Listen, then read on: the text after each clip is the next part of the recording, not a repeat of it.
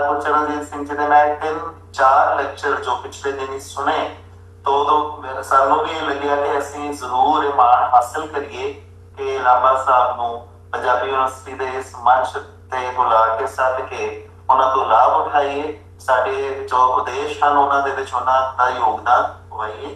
ਸੋ ਇੱਕ ਵਾਰ ਫਿਰ ਬਹੁਤ ਬਹੁਤ ਸਵਾਗਤ ਜੀ। ਅੱਜ ਆਪ ਜੀ मैं विषय पहले ही दस चुकिया हाँ सिख धर्म विच विभिन्न संस्कार।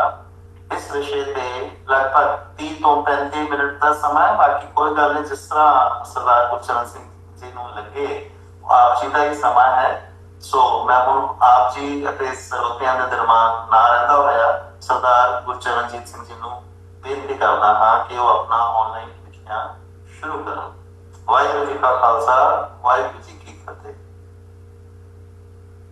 सर अनम्यूट कर लो जी लांबा साहब। बहुत बहुत धन्यवाद डॉक्टर साहब। वाहिगुरू जी का खालसा, वाहिगुरू जी की फतेह।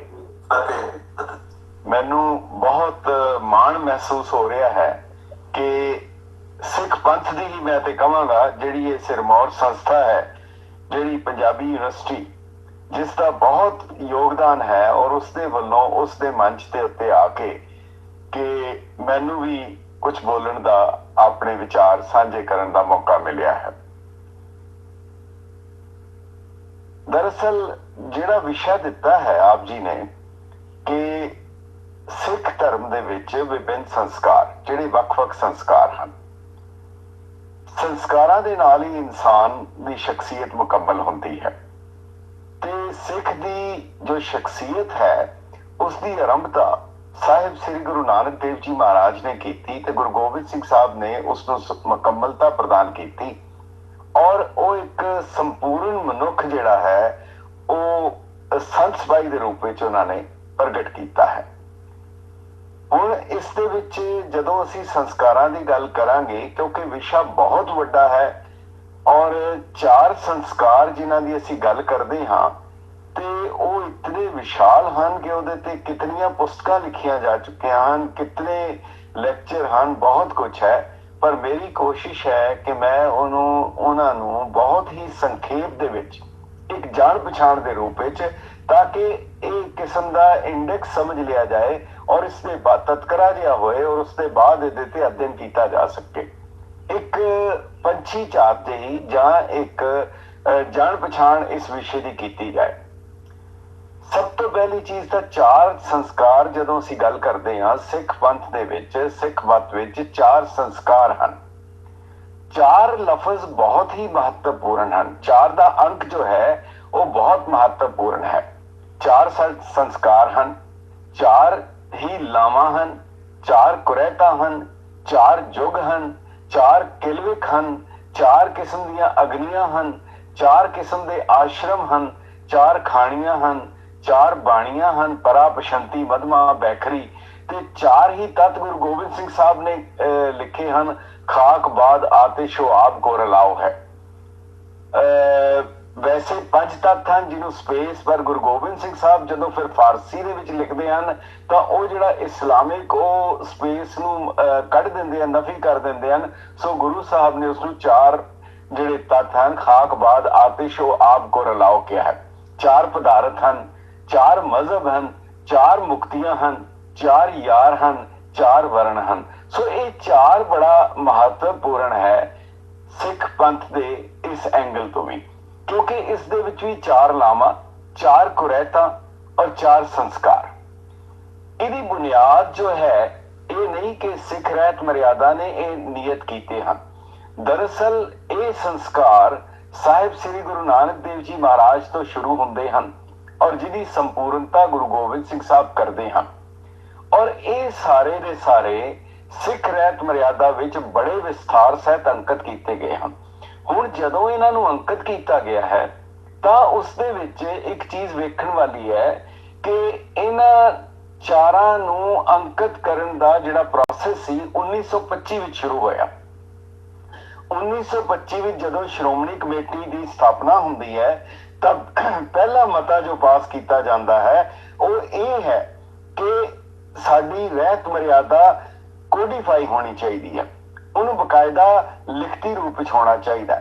ਉਹਦਾ ਇੱਕ ਸਿਰਫ ਛੋਟਾ ਜਿਹਾ ਅਗਰ ਮੈਂ ਆਪ ਜੀ ਨੂੰ ਕਾਰਨ ਦੱਸ ਦਿਆਂ ਕਿ ਜਦੋਂ ਪੰਥ ਨੂੰ ਗੁਰਦੁਆਰਾ ਸਾਹਿਬ ਆਜ਼ਾਦ ਹੋ ਕੇ ਮਿਲ ਗਏ, ਪਰ ਉਸ ਵੇਲੇ ਹਰਮੰਦਰ ਸਾਹਿਬ ਦੇ ਨਾਲ ਨਾਲ ਹੋਰ ਆਲੇ ਦੁਆਲੇ ਜਿੰਨੇ ਗੁਰਦੁਆਰੇ ਸੀ ਇਤਿਹਾਸਕ, ਸਾਰਿਆਂ ਦੀ ਮਰਿਆਦਾ ਵੱਖਰੀ ਸੀ।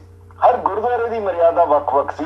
ਕਿਸੇ ਦਾ ਪ੍ਰਸ਼ਾਦ ਵੱਖਰਾ, ਕਿਸੇ ਦੀ ਅਰਦਾਸ ਵੱਖਰੀ, ਕਿਸੇ ਦੀ ਹੋਰ ਸਾਰੇ ਤਰੀਕੇ ਵੱਖਰੇ। ਸੋ ਇਹ ਇੱਕ ਬੜੀ ਵਿਖਮਤਾ ਸੀਗੀ ਜਿਹੜੀ ਦੂਰ ਕਰਨ ਦੀ ਬੜੀ ਲੋੜ ਸੀ।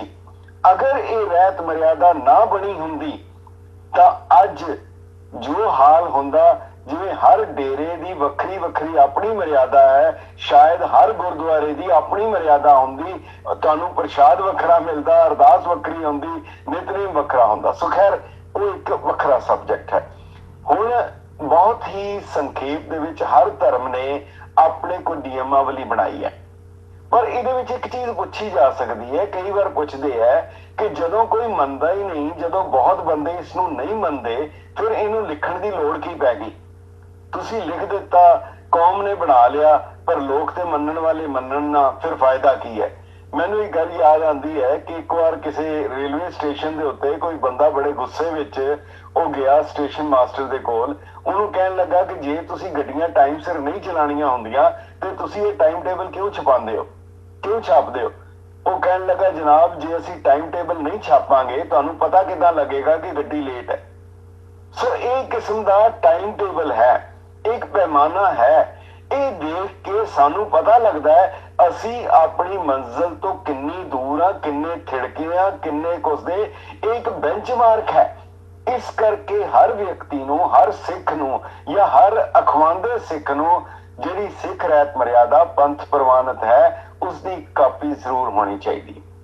ਇੱਕ ਤਾਂ ਇੱਕ ਨੁਕਤਾ, ਪਰ ਦੂਜੀ ਗੱਲ ਇਹਦੇ ਵਿੱਚ ਇਹ ਹੋਈ ਕਿ इतनी मेहनत करके, इतना तरद्दुद करके 20 साल लगा के और हर इकट्ठता श्री अकाल तख्त साहब दे उत्ते, जिहदे विच अकाल तख्त साहब दे जथेदार, दरबार साहब दे हेड ग्रंथी, दूजे तख्तां दे सिंह साहिबान और हर पंथ दा जानिया होया विद्वान और महान हस्ती दे विच शामिल होए।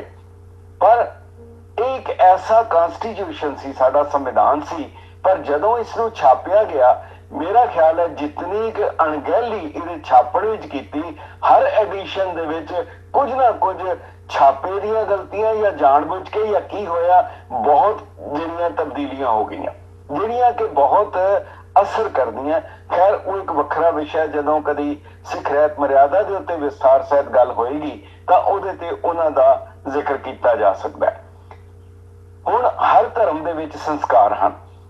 इस्लाम दे अपने हन, उन्हां दी सुन्नत है या उन्हां दा निकाह है या होर उन्हां दा जनाजे दा है, वो सारे हन, हर धर्म दे हुंदे हन। बपतिस्मा है, ईसाइयां दा भी है, यहूदियां दा भी है, और मुख तौर दे उत्ते जिहड़ा नेड़ला और सब तो गवांढी धर्म है, जिहड़ा हिंदू मत दे विच जिहड़े 16 संस्कार हन, वो 16 संस्कार बच्चे दे जन्म तो पहले, जदों गर्भ धारण करन तो लैके फिर उसके बाद हुंदे हन, जिहदे विच जन्म दा है, फिर मुंडन दा है, फिर जनेऊ यज्ञोपवीत दा है, और बहुत लंबे चौड़े हन, जिन्हों कह लिया जाए कि वो एक इतना अपने आप दे विच एक ऐसा है जिन्हों समझना भी और शायद जिहड़े वो मंत्र पढ़न वाले हैं वो ही समझा सकते हैं, वो विशा भी नहीं है। खैर वो जिहड़े 16 संस्कार उन्हां दे हन, पर सिख पंथ ने सिर्फ 4 संस्कार रखे हैं। 4 संस्कार बड़े मुख्तसर हैं। इन्हां विच जन्म संस्कार पहला, दूसरा है अनंत संस्कार, तीसरा मृतक संस्कार और चौथा अमृत संस्कार। ये 4 संस्कार हैं। इन्हां दे विचों 3 जिहड़े हन वो निजी हन, निजी जीवन दे हन। जन्म संस्कार, अनंत संस्कार ते मृतक संस्कार ये बंदे दे निजी हन। सिख ते इस्त्री दोनों ਲਈ बराबर हन, ਇਹਦੇ ਵਿੱਚ कोई भेदभाव नहीं है, दोनों ਲਈ ਇੱਕੋ किस्म ਦੇ संस्कार हन। चौथा संस्कार पंथक संस्कार है, क्योंकि सिख रहत मर्यादा ने भूमिका दे के अरदास नितनेम देन तो बाद इसनूं 2 हिस्सिਆਂ ਦੇ ਵਿੱਚ ਵੰਡਿਆ है। एक निजी जीवन है, एक पंथक जीवन है। होए ਹੋਇਆ ਇਹ ਹੈ, ਅਣਗਹਿਲੀ ਕਹਿ ਲਈ ਜਾਏ ਜਾਂ ਕੀ ਹੋਇਆ ਹੈ, ਜਿਨ੍ਹਾਂ ਦਾ ਨਿੱਜੀ ਜੀਵਨ ਹੈ ਉਹ ਪੰਥਕ ਜੀਵਨ ਤੋਂ ਬਿਲਕੁਲ ਉਪਰਾਮ ਹੋ ਗਏ, ਔਰ ਜਿਨ੍ਹਾਂ ਨੇ ਪੰਥਕ ਦੀ ਗੱਲ ਕਰਦੇ ਹਨ ਉਹ ਨਿੱਜੀ ਜੀਵਨ ਤੋਂ ਉਪਰਾਮ ਹੋ ਜਾਂਦੇ ਹਨ। ਇਹ ਦੋਨਾਂ ਦਾ ਸੁਮੇਲ ਨਹੀਂ ਹੋ ਪਾ ਰਿਹਾ, ਜਿਹਦੇ ਕਰਕੇ ਸਾਰੀ ਪ੍ਰੋਬਲਮਸ ਜਿਹੜੀਆਂ ਔਰ ਉਹ ਸਾਰੀਆਂ ਦਿੱਕਤਾਂ ਆਉਂਦੀਆਂ। ਖੈਰ, ਨਿੱਜੀ ਸੰਸਕਾਰਾਂ ਦੇ ਵਿੱਚ ਜਿਹੜੇ ਸੰਸਕਾਰ ਤਿੰਨ ਹਨ। ਜਨਮ ਸੰਸਕਾਰ, ਉਹਦੇ ਬਾਅਦ ਦੂਸਰਾ ਸੰਸਕਾਰ ਹੈ ਆਨੰਦ ਸੰਸਕਾਰ, ਔਰ ਤੀਸਰਾ ਸੰਸਕਾਰ ਮ੍ਰਿਤਕ ਸੰਸਕਾਰ। ਹੁਣ ਇਹ ਤਿੰਨ ਜਿਹੜੇ ਪਹਿਲੇ ਨਿੱਜੀ ਜੀਵਨ ਦੇ ਹਨ। ਪੰਥਕ ਦੇ ਵਿੱਚ ਅਖੀਰਲਾ ਉਹ ਹੈ ਆਨੰਦ ਸੰਸਕਾਰ, ਅੰਮ੍ਰਿਤ ਸੰਸਕਾਰ ਹੈ। ਹੁਣ ਇੱਕ ਚੀਜ਼ ਵੇਖਣੀ ਚਾਹੀਏ ਹੈ ਕਿ ਜਿਹੜੇ ਵਿਅਕਤੀ ਨੇ ਖੁਦ ਕਰਨੇ ਹਨ ਉਹ ਹਨ ਆਪਣੇ ਜੀਵਨ ਵਿੱਚ ਕਰਨੇ ਹਨ ਜਨਮ ਉਹ ਇੱਕੋ ਇੱਕ ਸੰਸਕਾਰ ਹੈ ਜਿਹੜਾ ਖੁਦ ਕਰ ਸਕਦਾ ਹੈ, ਉਹ ਹੈ ਆਨੰਦ ਸੰਸਕਾਰ ਜਾਂ ਪੰਥਕ ਤੌਰ ਤੇ ਅੰਮ੍ਰਿਤ ਸੰਸਕਾਰ। ਜਨਮ ਸੰਸਕਾਰ ਵੀ ਉਹਦੇ ਵੱਸ ਨਹੀਂ ਹੈ ਔਰ ਮ੍ਰਿਤਕ ਸੰਸਕਾਰ ਵੀ ਉਸਦੇ ਵੱਸ ਨਹੀਂ ਹੈ। ਜਿਹੜਾ ਸੰਸਕਾਰ ਉਹ ਖੁਦ ਕਰ ਸਕਦਾ ਹੈ, ਜਿਹੜੀ ਮਰਿਆਦਾ ਉਹ ਪਾਲਣਾ ਕਰ ਸਕਦਾ ਹੈ, ਉਹ ਹੈ ਆਨੰਦ ਸੰਸਕਾਰ ਨਿੱਜੀ ਜੀਵਨ ਦੇ ਵਿੱਚ। ਪਰ ਜਿਤਨੀ ਕਿ ਸ਼ਾਇਦ ਉਲੰਘਣਾ ਜਾਂ ਬੇਹੁਰਮਤੀ ਜਾਂ ਵਾਇਲੇਸ਼ਨ ਮਰਿਆਦਾ ਦੀ ਆਨੰਦ ਸੰਸਕਾਰ ਦੇ ਵਿੱਚ ਹੁੰਦੀ ਹੈ ਜਾਂ ਹੋ ਰਹੀ ਹੈ, ਸ਼ਾਇਦ ਹੋਰ ਕਿਸੇ ਦੇ ਵਿੱਚ ਨਾ ਹੋਏ।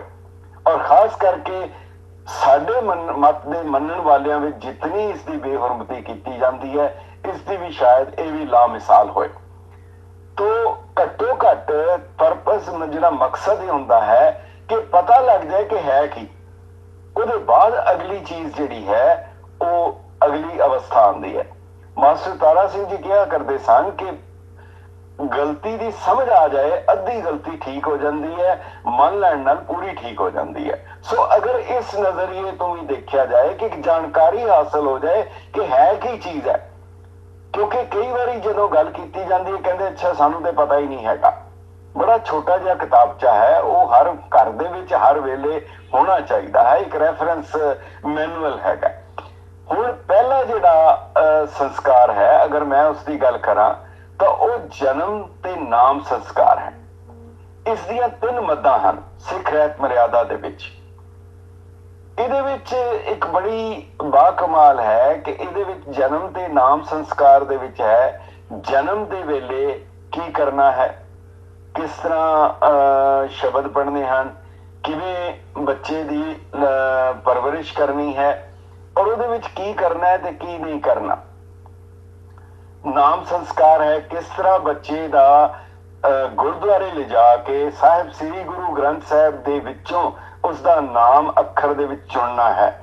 ਹੁਣ ਇਹ ਬਹੁਤ ਹੀ ਜ਼ਰੂਰੀ ਹੈ ਕਿਉਂਕਿ ਨਾਮ ਦਾ ਇਸ ਸੰਸਕਾਰ ਦਾ ਜੀਵਨ ਦੇ ਉੱਤੇ ਫਰਕ ਪੈਂਦਾ ਹੈ। ਜੈਸਾ ਨਾਮ ਹੋਏਗਾ ਉਹਦਾ ਕੁਦਰਤੀ ਤੌਰ ਦੇ ਉੱਤੇ ਇਹ ਫਰਕ, ਜਿਵੇਂ ਗੁਰਬਾਣੀ ਦੇ ਵਿੱਚ ਵੀ ਉਹ ਨਾਰਾਇਣ ਨਾਰਾਇਣ ਕਹਿ ਕੇ ਵੀ ਉਹਦਾ ਪਾਰ ਉਤਾਰਾ ਹੋ ਗਿਆ। ਭਾਵੇਂ ਜਿਸ ਤਰ੍ਹਾਂ ਮਰਜ਼ੀ ਕਿਹਾ ਜਾਏ, ਨਾਮ ਦਾ ਬਹੁਤ ਵੱਡਾ ਪ੍ਰਭਾਵ ਅਮਲੀ ਜੀਵਨ ਦੇ ਉੱਤੇ ਪੈਂਦਾ ਹੈ। ਪਰ ਸਿੱਖ ਰਹਿਤ ਮਰਿਆਦਾ ਦੇ ਵਿੱਚ 1936 ਦੇ ਵਿੱਚ ਪਹਿਲੀ ਛਾਪ ਪੰਥ ਨੇ ਪ੍ਰਵਾਨ ਕੀਤੀ। ਸਾਰਾ ਪ੍ਰਵਾਨਗੀ ਦੇ ਕੇ ਸਿੱਖ ਮਿਸ਼ਨ ਬੋਰਡ ਇੱਕ ਬਹੁਤ ਵੱਡੀ ਸੰਸਥਾ ਸੀ ਸਿੱਖ ਪੰਥ ਦੀ, ਔਰ ਇਸ ਸੰਸਥਾ ਦੇ ਇਹਦੀ ਅਹਿਮੀਅਤ ਇਸ ਤੋਂ ਅੰਦਾਜ਼ਾ ਲਗਾ ਲਓ ਕਿ ਉਸ ਸਮੇਂ ਦੇ ਵਿੱਚ ਅਲੀਗੜ੍ਹ ਦੇ ਵਿੱਚ ਜਦੋਂ ਇਸ ਦਾ ਸੰਮੇਲਨ ਹੋਇਆ, ਉਹਦੇ ਵਿੱਚ 1 ਲੱਖ ਤੋਂ ਵੱਧ ਸਥਾਨਕ ਬੰਦੇ ਸ਼ਾਮਲ ਹੋਏ ਜਦੋਂ ਮਿਸ਼ਨ ਬਣੇ, ਔਰ ਉਹਦੇ ਵਿੱਚ 35,000 ਸਥਾਨਕ ਵਿਅਕਤੀਆਂ ਨੇ, ਯੂਪੀ ਦੇ ਬੰਦਿਆਂ ਨੇ, ਉੱਤਰ ਪ੍ਰਦੇਸ਼ ਦੇ ਬੰਦਿਆਂ ਨੇ ਅੰਮ੍ਰਿਤ ਛਕਿਆ, ਸਥਾਨਕ ਬੰਦਿਆਂ ਨੇ। ਸ਼੍ਰੋਮਣੀ ਗੁਰਦੁਆਰਾ ਪ੍ਰਬੰਧਕ ਕਮੇਟੀ ਨੇ 40,000 ਕਿਰਪਾਨਾਂ ਉੱਥੇ ਦਿੱਤੀਆਂ। ਪੰਥਕ ਲੀਡਰਾਂ ਦਾ ਬੜਾ ਵੱਡਾ ਸੰਮੇਲਨ ਇਕੱਠ ਹੋਇਆ। ਇਸ ਤਰੀਕੇ ਦੇ ਨਾਲ ਸ਼੍ਰੋਮਣੀ ਗੁਰਦੁਆਰਾ ਪ੍ਰਬੰਧਕ ਕਮੇਟੀ ਦੇ ਉਦਮ ਨਾਲ ਅਲੀਗੜ੍ਹ, ਹਾਪੜ, ਐਰਨਾਕੁਲਮ, ਰਾਣੀ ਔਰ ਬੰਬੇ ਇੱਥੇ ਸਿੱਖ ਮਿਸ਼ਨ ਬਣੇ, ਜਿਨ੍ਹਾਂ ਨੇ ਬਹੁਤ ਪ੍ਰਚਾਰ ਦਾ ਕੰਮ ਕੀਤਾ। ਪਰ ਅਸੀਂ ਆਪਣੇ ਆਪ ਵਿੱਚ ਸਿਮਟਦੇ ਜਾ ਰਹੇ ਹਾਂ। ਖੈਰ, ਮੈਂ ਉਹ ਮਿਸ਼ਨ ਔਰ ਮਿਸ਼ਨਰੀ ਲਫ਼ਜ਼ ਇੱਕ ਦੋਨੋਂ ਵੱਖਰਾ ਇੱਕ ਵਿਸ਼ਾ ਹੈ, ਉਸ ਤੇ ਨਾ ਜਾਵਾਂ। ਜਨਮ ਤੇ ਨਾਮ ਸੰਸਕਾਰ ਦੇ ਵਿੱਚ ਗੱਲ ਕਰਦਿਆਂ ਇੱਕ ਚੀਜ਼ ਬੜੀ ਉੱਭਰ ਕੇ ਸਾਹਮਣੇ ਆਉਂਦੀ ਹੈ ਕਿ 1936 ਵਿੱਚ ਜਦੋਂ ਸਿੱਖ ਰਹਿਤ ਮਰਿਆਦਾ ਪ੍ਰਵਾਨ ਕੀਤੀ ਗਈ ਤਾਂ ਉਹਦੇ ਵਿੱਚ ਸ਼ੁਰੂਆਤ ਵਿੱਚ ਲਫ਼ਜ਼ ਸੀ, ਜਦ ਵਾਹਿਗੁਰੂ ਦੀ ਕਿਰਪਾ ਨਾਲ ਸਿੱਖ ਦੇ ਘਰ ਬਾਲਕ ਦਾ ਜਨਮ ਹੁੰਦਾ। ਹੁਣ ਜਿਹੜੀ ਮੌਜੂਦਾ ਉਸ ਤੋਂ ਬਾਅਦ ਜਿਹੜੀ ਤਬਦੀਲੀ ਕੀਤੀ ਗਈ, ਜੋ ਬਾਅਦ ਵਿੱਚ ਛਾਪੀ ਗਈ, ਉਹਦੇ ਵਿੱਚ ਇਹ ਲਫ਼ਜ਼ ਜਦ ਵਾਹਿਗੁਰੂ ਦੀ ਕਿਰਪਾ ਨਾਲ ਇਹ ਲਫ਼ਜ਼ ਹਟਾ ਦਿੱਤੇ ਗਏ। ਬੜਾ ਇੱਕ ਅਹਿਮ ਹੈ ਕਿ ਜੇ ਹਟਾਏ ਹੈ, ਜੇ ਪੰਥ ਦੇ ਵਿਦਵਾਨਾਂ ਨੇ ਕੀਤਾ, ਕੋਈ ਕਾਰਨ ਹੋਏਗਾ, ਪਰ ਉਹ ਕਾਰਨ ਨਹੀਂ ਪਤਾ। ਬਸ ਇਹ ਹੈਗਾ ਕਿ ਉਹਦੇ ਵਿੱਚੋਂ ਜਿਹੜੀ ਜਦ ਵਾਹਿਗੁਰੂ ਦੀ ਕਿਰਪਾ ਨਾਲ ਘਰ ਸਿੱਖ ਦੇ ਘਰ ਬਾਲਕ ਦਾ ਜਨਮ ਹੋਏ, ਉਹ ਲਫ਼ਜ਼ ਵਿੱਚੋਂ ਹਟ ਚੁੱਕੇ ਹੈਗੇ। ਤੋ ਇਹਦੇ ਤੇ ਵਿਚਾਰ ਕਰਨ ਦੀ ਵੀ ਲੋੜ ਹੈ, ਪਰ ਜੋ ਵੀ ਹੁੰਦਾ ਹੈ ਉਹ ਵਾਹਿਗੁਰੂ ਦੀ ਕਿਰਪਾ ਨਾਲ ਹੀ ਹੁੰਦਾ ਹੈ, ਬੰਦੇ ਦੇ ਵੱਸ ਵਿੱਚ ਕੁਝ ਨਹੀਂ ਹੈਗਾ। ਅਗਲੀ ਇੱਕ ਹੋਰ ਬੜੀ ਵੱਡੀ ਮੱਧ ਸੀ ਇਸ ਦੇ ਵਿੱਚ, ਜਨਮ ਦੇ ਵਿੱਚ, ਉਹ ਸੀ ਗੁੜਤੀ ਦੀ ਰਸਮ। ਹਰ ਧਰਮ ਦੇ ਵਿੱਚ, ਹਰ ਮਜ਼ਹਬ ਦੇ ਵਿੱਚ, ਹਰ ਕਬੀਲੇ ਦੇ ਵਿੱਚ ਇੱਕ ਗੁੜਤੀ ਦੀ ਰਸਮ ਹੁੰਦੀ ਹੈ। ਉਹਦੇ ਵਿੱਚ ਉਹਨੂੰ ਉਹਦੇ ਕੰਨਾਂ ਦੇ ਵਿੱਚ ਕੋਈ ਬਿਸਮਿਲ੍ਲਾ ਕਰਕੇ ਕੋਈ ਲਫ਼ਜ਼ ਰੱਬ ਦਾ ਨਾਂ, ਕੋਈ ਵਾਹਿਗੁਰੂ ਦਾ ਨਾਂ, ਕੋਈ ਜਿਹੜੇ ਮਰਜ਼ੀ ਰੂਪ ਵਿੱਚ ਉਹਨੂੰ ਕੋਈ ਸ਼ਹਿਦ ਜਾਂ ਗੁੜ ਜਾਂ ਕੋਈ ਚੀਜ਼ ਚਟਾਇਆ ਜਾਂਦਾ ਬੱਚੇ ਨੂੰ, ਉਹਨੂੰ ਗੁੜਤੀ ਕਿਹਾ ਜਾਂਦਾ।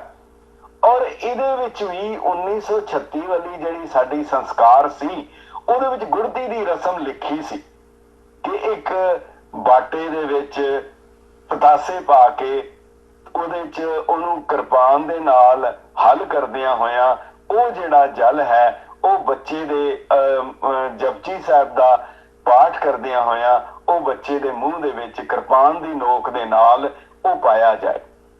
ਹੁਣ ਇਹ ਨਹੀਂ ਕਿ ਸਿੱਧਾ ਚਮਚ ਨਾਲ ਪਾ ਦਿੱਤਾ, ਇਹ ਕਿਰਪਾਨ ਦੀ ਨੋਕ ਨਾਲ। ਸ਼ਾਇਦ ਇਹਦਾ ਕਾਰਨ ਵੀ ਪੁਰਾਤਨ ਸਾਡੀਆਂ ਜਿਹੜੀਆਂ ਪਰੰਪਰਾਵਾਂ ਜਾਂ ਸੰਸਕਾਰ ਚੱਲਦੇ ਹਨ, ਜਦੋਂ ਗੁਰੂ ਗੋਬਿੰਦ ਸਿੰਘ ਸਾਹਿਬ ਜੀ ਦੇ ਸਾਹਿਬਜ਼ਾਦਿਆਂ ਨੂੰ ਪੁਚੰਗੀ, ਉਹਨਾਂ ਨੂੰ ਸੱਪ ਦੇ ਬੱਚੇ ਕਿਹਾ ਗਿਆ ਸੀ। ਸੱਪ ਪੁਚੰਗ ਨੂੰ ਕਹਿੰਦੇ ਹਨ ਤੇ ਸੱਪ ਦੇ ਬੱਚੇ ਨੂੰ ਪੁਚੰਗੀ ਕਹਿੰਦੇ ਹਨ। ਉਸ ਦਿਨ ਤੋਂ ਬਾਅਦ ਹਰ ਸਿੱਖ ਬੱਚੇ ਦਾ ਨਾਮ ਪੁਚੰਗੀ ਪੈ ਗਿਆ। ਇਹ ਪੁਚੰਗੀ ਹੈ। ਅੱਜ ਮਾਂ-ਬਾਪ ਜਾਂਦੇ ਹਨ ਬੱਚੇ ਨੂੰ ਗੋਦੀ ਵਿੱਚ ਲੈ ਕੇ, ਝੋਲੀ ਵਿੱਚ ਪਾ ਕੇ, ਸਤਿਗੁਰ ਸੱਚੇ ਪਾਤਸ਼ਾਹ ਇਸ ਪੁਚੰਗੀ ਦੇ ਉਹਦੇ ਅੰਦਰ ਤੁਸੀਂ ਆਪਣੀ ਉਹ ਜਿਹੜਾ ਹੈਗਾ ਉਹ ਪਾਓ, ਇਹਦੇ ਅੰਦਰ ਜਿਹੜੀ ਚੀਜ਼ ਚਾਹੀਦੀ ਹੈਗੀ ਹੈ। ਇਹਨੂੰ ਸਿੱਖ ਨੂੰ ਪੁਚੰਗੀ ਕਿਹਾ ਜਾਂਦਾ ਤੇ ਗੁਰੂ ਗੋਬਿੰਦ ਸਿੰਘ ਸਾਹਿਬ ਨੇ ਵੀ ਆਪਣੇ ਆਪ ਨੂੰ ਪੁਚੰਗ ਕਿਹਾ, ਸੱਪ ਕਿਹਾ। ਮਾਰ ਸੱਪ ਨੂੰ ਕਹਿੰਦੇ ਹਨ ਫਾਰਸੀ ਵਿੱਚ, ਕਿ ਗੁਰੂ ਸਾਹਿਬ ਨੇ ਕਿਹਾ ਚਿਹਾ ਛੁੱਟ ਕੇ ਚੂੰ ਬੱਚੇਗਾ ਕੁਸ਼ਤਾ ਚਾਰ ਕੇ ਬਾਕੀ ਬੰਮਾ ਦਾ ਸਪੇਚੀ ਦਾ ਮਾਰ। ਔਰੰਗਜ਼ੇਬ ਤੂੰ 4 ਸ਼ੋਲੇ ਬੁਝਾ ਦਿੱਤੇ ਪਰ ਅਜੇ ਤੇ ਫਨੀਅਰ ਸਭ ਬਾਕੀ ਹੈ। ਗੁਰੂ ਸਾਹਿਬ ਨੇ ਆਪਣੇ ਆਪ ਨੂੰ ਪੁਚੰਗ ਕਿਹਾ। ਅੱਜ ਹਰ ਸਿੱਖ ਆਪਣੇ ਆਪ ਨੂੰ ਪੁਚੰਗੀ ਕਹਿਣ ਵਿੱਚ ਮਾਣ ਮਹਿਸੂਸ ਕਰਦਾ ਹੈ। ਹੁਣ ਇਹ ਜਿਹੜੀ ਗੁੜਤੀ ਦੀ ਰਸਮ ਸੀ ਇਹ ਵੀ ਹਟਾ ਦਿੱਤੀ ਗਈ ਹੈ। ਹੁਣ ਪ੍ਰੈਕਟੀਕਲੀ ਹਰ ਕੋਈ ਇਹ ਰਸਮ ਕਰਦਾ, ਭਾਵੇਂ ਜਿਸ ਮਰਜ਼ੀ ਤਰੀਕੇ ਨਾਲ ਕਰੇ, ਪਰ ਉਹਨਾਂ ਸੰਸਕਾਰਾਂ ਦੇ ਵਿੱਚ ਲਿਖਤੀ ਰੂਪ ਵਿੱਚੋਂ ਇਹ ਰਸਮ ਹਟ ਚੁੱਕੀ ਹੈ। ਇੱਕ ਜਨਮ ਸੰਸਕਾਰ ਦੇ ਬਾਰੇ ਤਾਂ ਬਹੁਤਾ ਨਹੀਂ ਹੈਗਾ। ਤੀਜੀ ਇੱਕ ਹੈਗੀ ਹੈ, ਇਹਦੇ ਵਿੱਚ ਇੱਕ ਚੀਜ਼ ਲਿਖੀ ਹੈ ਕਿ ਰੁਮਾਲੇ ਤੋਂ ਉਹਦਾ ਬੱਚੇ ਦਾ ਚੋਲਾ ਬਣਾਉਣਾ ਜਿਹੜਾ ਹੈ ਉਹ ਵਿਵਰਜਿਤ ਹੈ, ਨਹੀਂ ਹੈ, ਮਨਾ ਹੈ।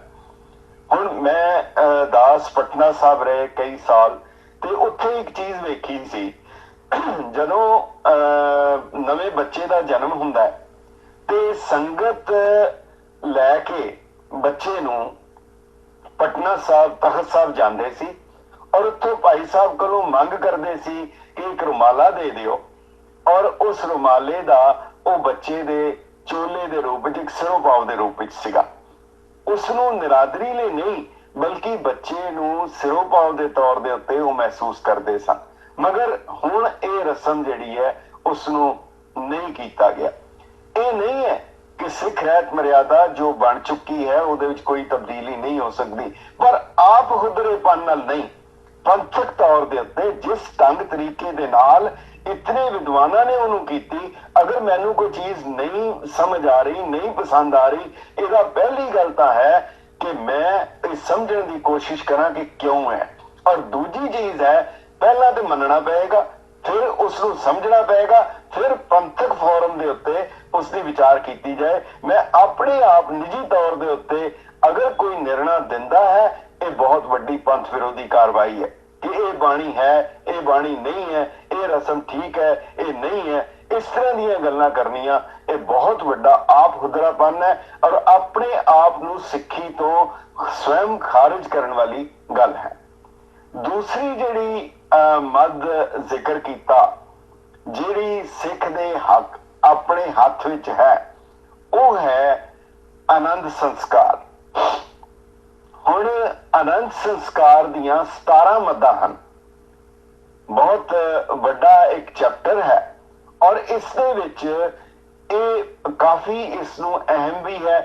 ਹਰ ਸਿੱਖ ਦੇ ਜੀਵਨ ਨੂੰ ਇਹ ਪ੍ਰਭਾਵਿਤ ਕਰਦਾ ਹੈ।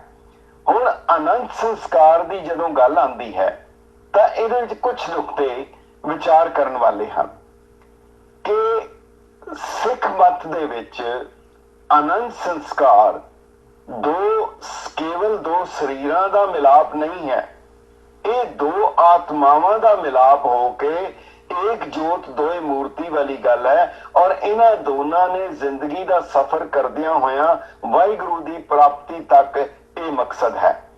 ਇਸ ਕਰਕੇ ਇਸ ਨੂੰ ਆਨੰਦ ਕਿਹਾ ਗਿਆ। ਇਸ ਨੂੰ ਵਿਆਹ ਵੀ ਨਹੀਂ ਕਿਹਾ ਗਿਆ ਔਰ ਨਿਕਾਹ ਵੀ ਨਹੀਂ ਕਿਹਾ ਗਿਆ। पंथ प्रकाश है ब्याह निकाह ना ए करे हैं भुगत आनंद आनंद पढ़े हैं, ये ब्याह भी नहीं है और निकाह भी नहीं है। हुण ब्याह ते निकाह दे विच की फर्क है, दोनों च की है ते आनंद दे विच की फर्क है? दरअसल पुराणिक मत दे विच 4 आश्रम मन्ने गए हैं, जिस तरह बाल, युवा, प्रौढ़ ते बिरध अवस्था। इनू ਜਿਹੜੇ ਸ਼ਾਸਤਰ ਵੇਤਾ ਸਨ ਉਹਨਾਂ ਨੇ ਇਹਨੂੰ ਜ਼ਿੰਦਗੀ ਨੂੰ 4 ਹਿੱਸਿਆਂ ਦੇ ਵਿੱਚ ਕੰਪਾਰਟਮੈਂਟਲਾਈਜ਼ ਕੀਤਾ ਹੈ, 4 ਡੱਬਿਆਂ ਵਿੱਚ ਇਹਨੂੰ ਬੰਦ ਕੀਤਾ ਹੈ, 4 ਖਾਨਿਆਂ ਵਿੱਚ। ਪਹਿਲੀ ਅਵਸਥਾ ਹੈ ਬ੍ਰਹਮਚਰਯ ਦੀ। ਇੱਕ ਅਵਸਥਾ ਤੱਕ ਇਹਨੂੰ ਬ੍ਰਹਮਚਰਯ ਦੇ ਵਿੱਚ ਰਹਿਣਾ। ਦੂਸਰੀ ਅਵਸਥਾ ਹੈ ਗ੍ਰਸਤ ਹੈ, ब्रह्मचर्य आश्रम, इनू आश्रम किया गया। ये लफ्ज बड़ा महत्वपूर्ण है। 4 आश्रम हैं। ब्रह्मचर्य आश्रम है, दूसरा आश्रम है गृहस्थ आश्रम है, गृहस्थ आश्रम में प्रवेश किया है। तीसरी अवस्था है वानप्रस्थ आश्रम और चौथी है संन्यास आश्रम। थोड़ा जिहा बहुत ही संखेप दे ब्रह्मचर्य हर किसी को समझ आ जाएगी कि जदों विआह तो पहला जो अवस्था है। दूसरी है वो है गृहस्थ आश्रम, जदों उसका विआह होना है, परिवार ਵਧਣਾ है, परिवार बनाना है। ਉਹਦੇ ਬਾਅਦ ਇੱਕ ਇਸ ਤੋਂ ਨਿਕਲ ਕੇ ਇੱਕ ਤੀਸਰਾ ਆਸ਼ਰਮ ਹੈ, ਉਹ ਵਾਨਪ੍ਰਸਥ ਹੈ, ਜਿਹਦੇ ਵਿੱਚੋਂ ਉਸਨੇ ਪਰਿਵਾਰਕ ਉਹਦੇ ਵਿੱਚੋਂ ਛੱਡ ਕੇ ਫਿਰ ਇੱਕ ਤੀਜੀ ਜ਼ਿੰਦਗੀ ਦਾ ਹਿੱਸਾ ਸ਼ੁਰੂ ਕਰਨਾ ਹੈ, ਜਿਹਦੇ ਵਿੱਚ ਕੇਵਲ ਚਿੰਤਨ ਤੇ ਪੂਜਾ ਪਾਠ ਤੇ ਹੋਰ ਚੀਜ਼ਾਂ ਕਰਨੀਆਂ। ਔਰ ਚੌਥੀ ਅਵਸਥਾ ਹੈ ਫਿਰ ਘਰ ਕਾਟ ਬਾਲ ਬੱਚੇ ਸਭ ਨੂੰ ਛੱਡ ਕੇ ਸੰਨਿਆਸ ਲੈ ਲੈਣਾ ਹੈ। ਇਹ 4 ਅਵਸਥਾ ਸੀ। तो ਇਹ ਜਿਹੜੇ 4 ਸੀ ਇਹਨੂੰ ਆਸ਼ਰਮ ਕਿਹਾ ਗਿਆ। ਆਸ਼ਰਮ ਹੁੰਦਾ ਸਰਾਂ, ਟਿਕਾਣਾ, ਕਿਧਰੇ ਠਹਿਰਨ ਦੀ ਜਗ੍ਹਾ। ਔਰ ਵਾਕਈ ਜ਼ਿੰਦਗੀ ਦੇ ਇਹ 4 ਪੜਾਅ ਸਨ ਜਿਨ੍ਹਾਂ ਨੂੰ ਇਹਦੇ ਵਿੱਚ ਰਹਿਣ ਦੀ ਗੱਲ ਕੀਤੀ ਗਈ ਸੀ। ਗੁਰਮਤ ਨੇ ਆਸ਼ਰਮ ਨਹੀਂ ਮੰਨਿਆ ਆਨੰਦ ਕਾਰਜ ਨੂੰ। ਆਸ਼ਰਮ ਨਹੀਂ ਹੈ, ਟਿਕਾਣਾ ਨਹੀਂ ਹੈ, ਇਹ ਕਿਸੇ वक्ती नहीं है कि इतनी देर लिए कर लो, इतनी देर लिए कर लो, इतनी देर लिए तुसी कर लो। इनू डब्बियां विच नहीं वंडिया। गुरु साहब जी गुरमत ने जो दिता, सतगुर सिखन को राख ग्रस्त में सावधान, आन देव सेव पाओ दुबदा निवा। और जेड़े जिन्हां दी गल कीती गई, धर्म दी गल कीती, सिख मत विच आनंद कारज एक धर्म है। आनंद कारज ਨੂੰ ਧਰਮ ਮੰਨਿਆ ਹੈ, ਗ੍ਰਸਤ ਨੂੰ ਧਰਮ ਮੰਨਿਆ ਹੈ। ਗ੍ਰਸਤੀ ਧਰਮ ਹੈ। ਗਿਆਨਨ में ज्ञान और ध्यानन में ध्यान गुर, सकल धर्म में गृहस्थ प्रधान है। ਸਾਰੇ ਧਰਮਾਂ ਦੇ ਵਿੱਚੋਂ ਜਿਹੜਾ ਪ੍ਰਧਾਨ ਧਰਮ ਹੈ ਉਹ ਗ੍ਰਸਤ ਨੂੰ ਮੰਨਿਆ ਗਿਆ ਹੈ। ਹੁਣ ਉਹ ਕਿਸ ਤਰ੍ਹਾਂ ਹੈ, ਉਹ ਇੱਕ ਤੁਸੀਂ ਸਾਰੇ ਜਾਣਦੇ ਹੋ ਔਰ ਉਹ ਇੱਕ ਬੜਾ ਵੱਡਾ ਵੱਖਰਾ ਵਿਸ਼ਾ ਹੈ। ਹਿੰਦੂ ਮਤ ਦੇ ਵਿੱਚ ਜਿਹੜੇ ਵਿਆਹ ਦੇ 8 ਕਿਸਮ ਦੇ ਤਰੀਕੇ ਮੰਨੇ ਗਏ ਹਨ, ਜਿਹੜੇ ਸ਼ਾਸਤਰਾਂ ਨੇ ਪ੍ਰਵਾਨ ਕੀਤੇ। ਸ਼ਾਸਤਰਾਂ ਮੁਤਾਬਕ 8 ਕਿਸਮ ਦੇ ਵਿਵਾਹ ਹਨ। ਬ੍ਰਹਮ ਵਿਵਾਹ ਜਿਹੜਾ ਸਭ ਤੋਂ ਉੱਤਮ ਹੈ, ਫਿਰ ਦੇਵ ਵਿਵਾਹ, ਫਿਰ ਇੱਕ ਆਰੀਆ ਵਿਵਾਹ ਹੈ ਜਿੱਥੇ ਮੁੱਲ ਦੇ ਕੇ, ਪੈਸੇ ਦੇ ਕੇ ਵਿਆਹ ਕੀਤਾ ਜਾਏ, ਉਹਨੂੰ ਆਰੀਆ ਵਿਆਹ ਕਿਹਾ। ਫਿਰ ਪ੍ਰਾਜਾਪਤ ਹੈ ਜਿੱਥੇ ਲੜਕੀ ਦੀ ਮਰਜ਼ੀ ਦੇ ਖਿਲਾਫ ਹੈ। ਫਿਰ ਗੰਧਰਵ ਵਿਵਾਹ, ਦੋਨੋਂ ਧਿਰਾਂ ਦੀ ਸਹਿਮਤੀ ਦੇ ਬਗੈਰ ਜਿੱਥੇ ਵਿਆਹ ਹੋ ਜਾਏ। ਫਿਰ ਹੈਗਾ ਅਸੁਰ ਵਿਆਹ ਜਿੱਥੇ ਕੰਨਿਆ ਨੂੰ ਖਰੀਦ ਕੇ ਲਿਆਇਆ ਜਾਂਦਾ। ਫਿਰ ਰਾਖਸ਼ਸ ਵਿਵਾਹ, ਉਧਾਲ ਕੇ ਲੈ ਜਾਓ ਲੜਕੀ ਨੂੰ। ਫਿਰ ਇੱਕ ਪੈਸ਼ਾਚ ਵਿਵਾਹ ਹੈ ਜਿੱਥੇ ਲੜਕੀ ਮਦਹੋਸ਼ੀ ਦੇ ਵਿੱਚ ਹੈ, ਬੇਹੋਸ਼ੀ ਦੀ ਹਾਲਤ ਵਿੱਚ ਹੈ, ਉਸ ਨੂੰ ਲੈ ਕੇ ਉਹਦਾ ਵਿਆਹ ਕਰ ਲੈਣਾ। ਇਹ 8 ਸ਼ਾਸਤਰਾਂ ਨੇ ਸਨ। ਖੈਰ, ਹੁਣ ਜਿਹੜੇ ਕਾਨੂੰਨ ਬਣਦੇ ਹਨ ਉਹਨਾਂ ਦੇ ਵਿੱਚ ਇਹਨਾਂ ਨੂੰ ਅਮਲ ਵਿੱਚ ਲਿਆਣਾ, ਭਾਵੇਂ ਹੋਰ ਵੀ ਕਈ ਗੱਲਾਂ ਸੀ ਜਿਨ੍ਹਾਂ ਨੂੰ ਉਹ ਹੌਲੇ-ਹੌਲੇ, ਉਹ ਇੱਕ ਗੱਲ ਕਹਿ ਲਈ ਜਾਏ ਕਿ ਜਿਹੜੀ ਵੀ ਚੰਗੀ ਚੀਜ਼ ਆਏਗੀ, ਜਿਹੜੀ ਤੁਸੀਂ ਵੇਖੋਗੇ, ਉਹ ਗੁਰਮਤ ਦੀ ਗੱਲ ਹੋਏਗੀ। ਜੇ ਅਮਲੀ ਤੌਰ ਦੇ ਉੱਤੇ ਹੋਏਗਾ, ਉਹ ਫਿਰ ਗੁਰਮਤ ਦੀ ਗੱਲ ਸਾਹਮਣੇ ਆਏਗੀ, ਭਾਵੇਂ ਉਹ ਕਿਸੇ ਵੀ ਮਜ਼ਹਬ ਦੇ, ਕਿਸੇ ਵੀ ਫਿਰਕੇ ਦੇ ਉਹ ਨਿਯਮ ਬਣਾਏ ਜਾਣ। ਇਸੇ ਤਰੀਕੇ ਨਾਲ ਇਸਲਾਮ ਦੇ ਵਿੱਚ ਵੀ ਕਈ ਕਿਸਮ ਦੇ ਵਿਆਹ ਹੈ। ਨਿਕਾਹ ਦੇ ਕਈ ਢੰਗ ਹਨ, ਜਿਨ੍ਹਾਂ ਵਿੱਚ ਇੱਕ ਢੰਗ ਮੂਤਾ ਮੈਰਿਜ ਵੀ ਹੈ। ਮੂਤਾ ਮੈਰਿਜ ਉਹ ਹੁੰਦੀ ਸੀ ਜਿੱਥੇ ਵਿੱਚ ਆਵਾਜ਼ ਆ ਰਹੀ ਸੀ, ਜਿਹਦੇ ਵਿੱਚ ਵਿਆਹ ਦੀ ਡਿਊਰੇਸ਼ਨ ਫਿਕਸ ਕੀਤੀ ਜਾਂਦੀ ਸੀ ਕਿ ਇਹ ਇਤਨੇ ਦਿਨ ਲਈ ਵਿਆਹ ਹੋਏਗਾ। ਪਰ ਗੁਰਮਤ ਜਿਹੜਾ ਹੈ ਉਹ ਵਿਆਹ ਇੱਕ ਤਰਫਾ ਹੈ, ਉਹ ਆਨੰਦ ਕਾਰਜ ਹੈ, ਉਹਦਾ ਵਿਛੇਦ ਨਹੀਂ ਹੈ, ਉਹਦਾ ਤੋੜ ਨਹੀਂ ਹੈ।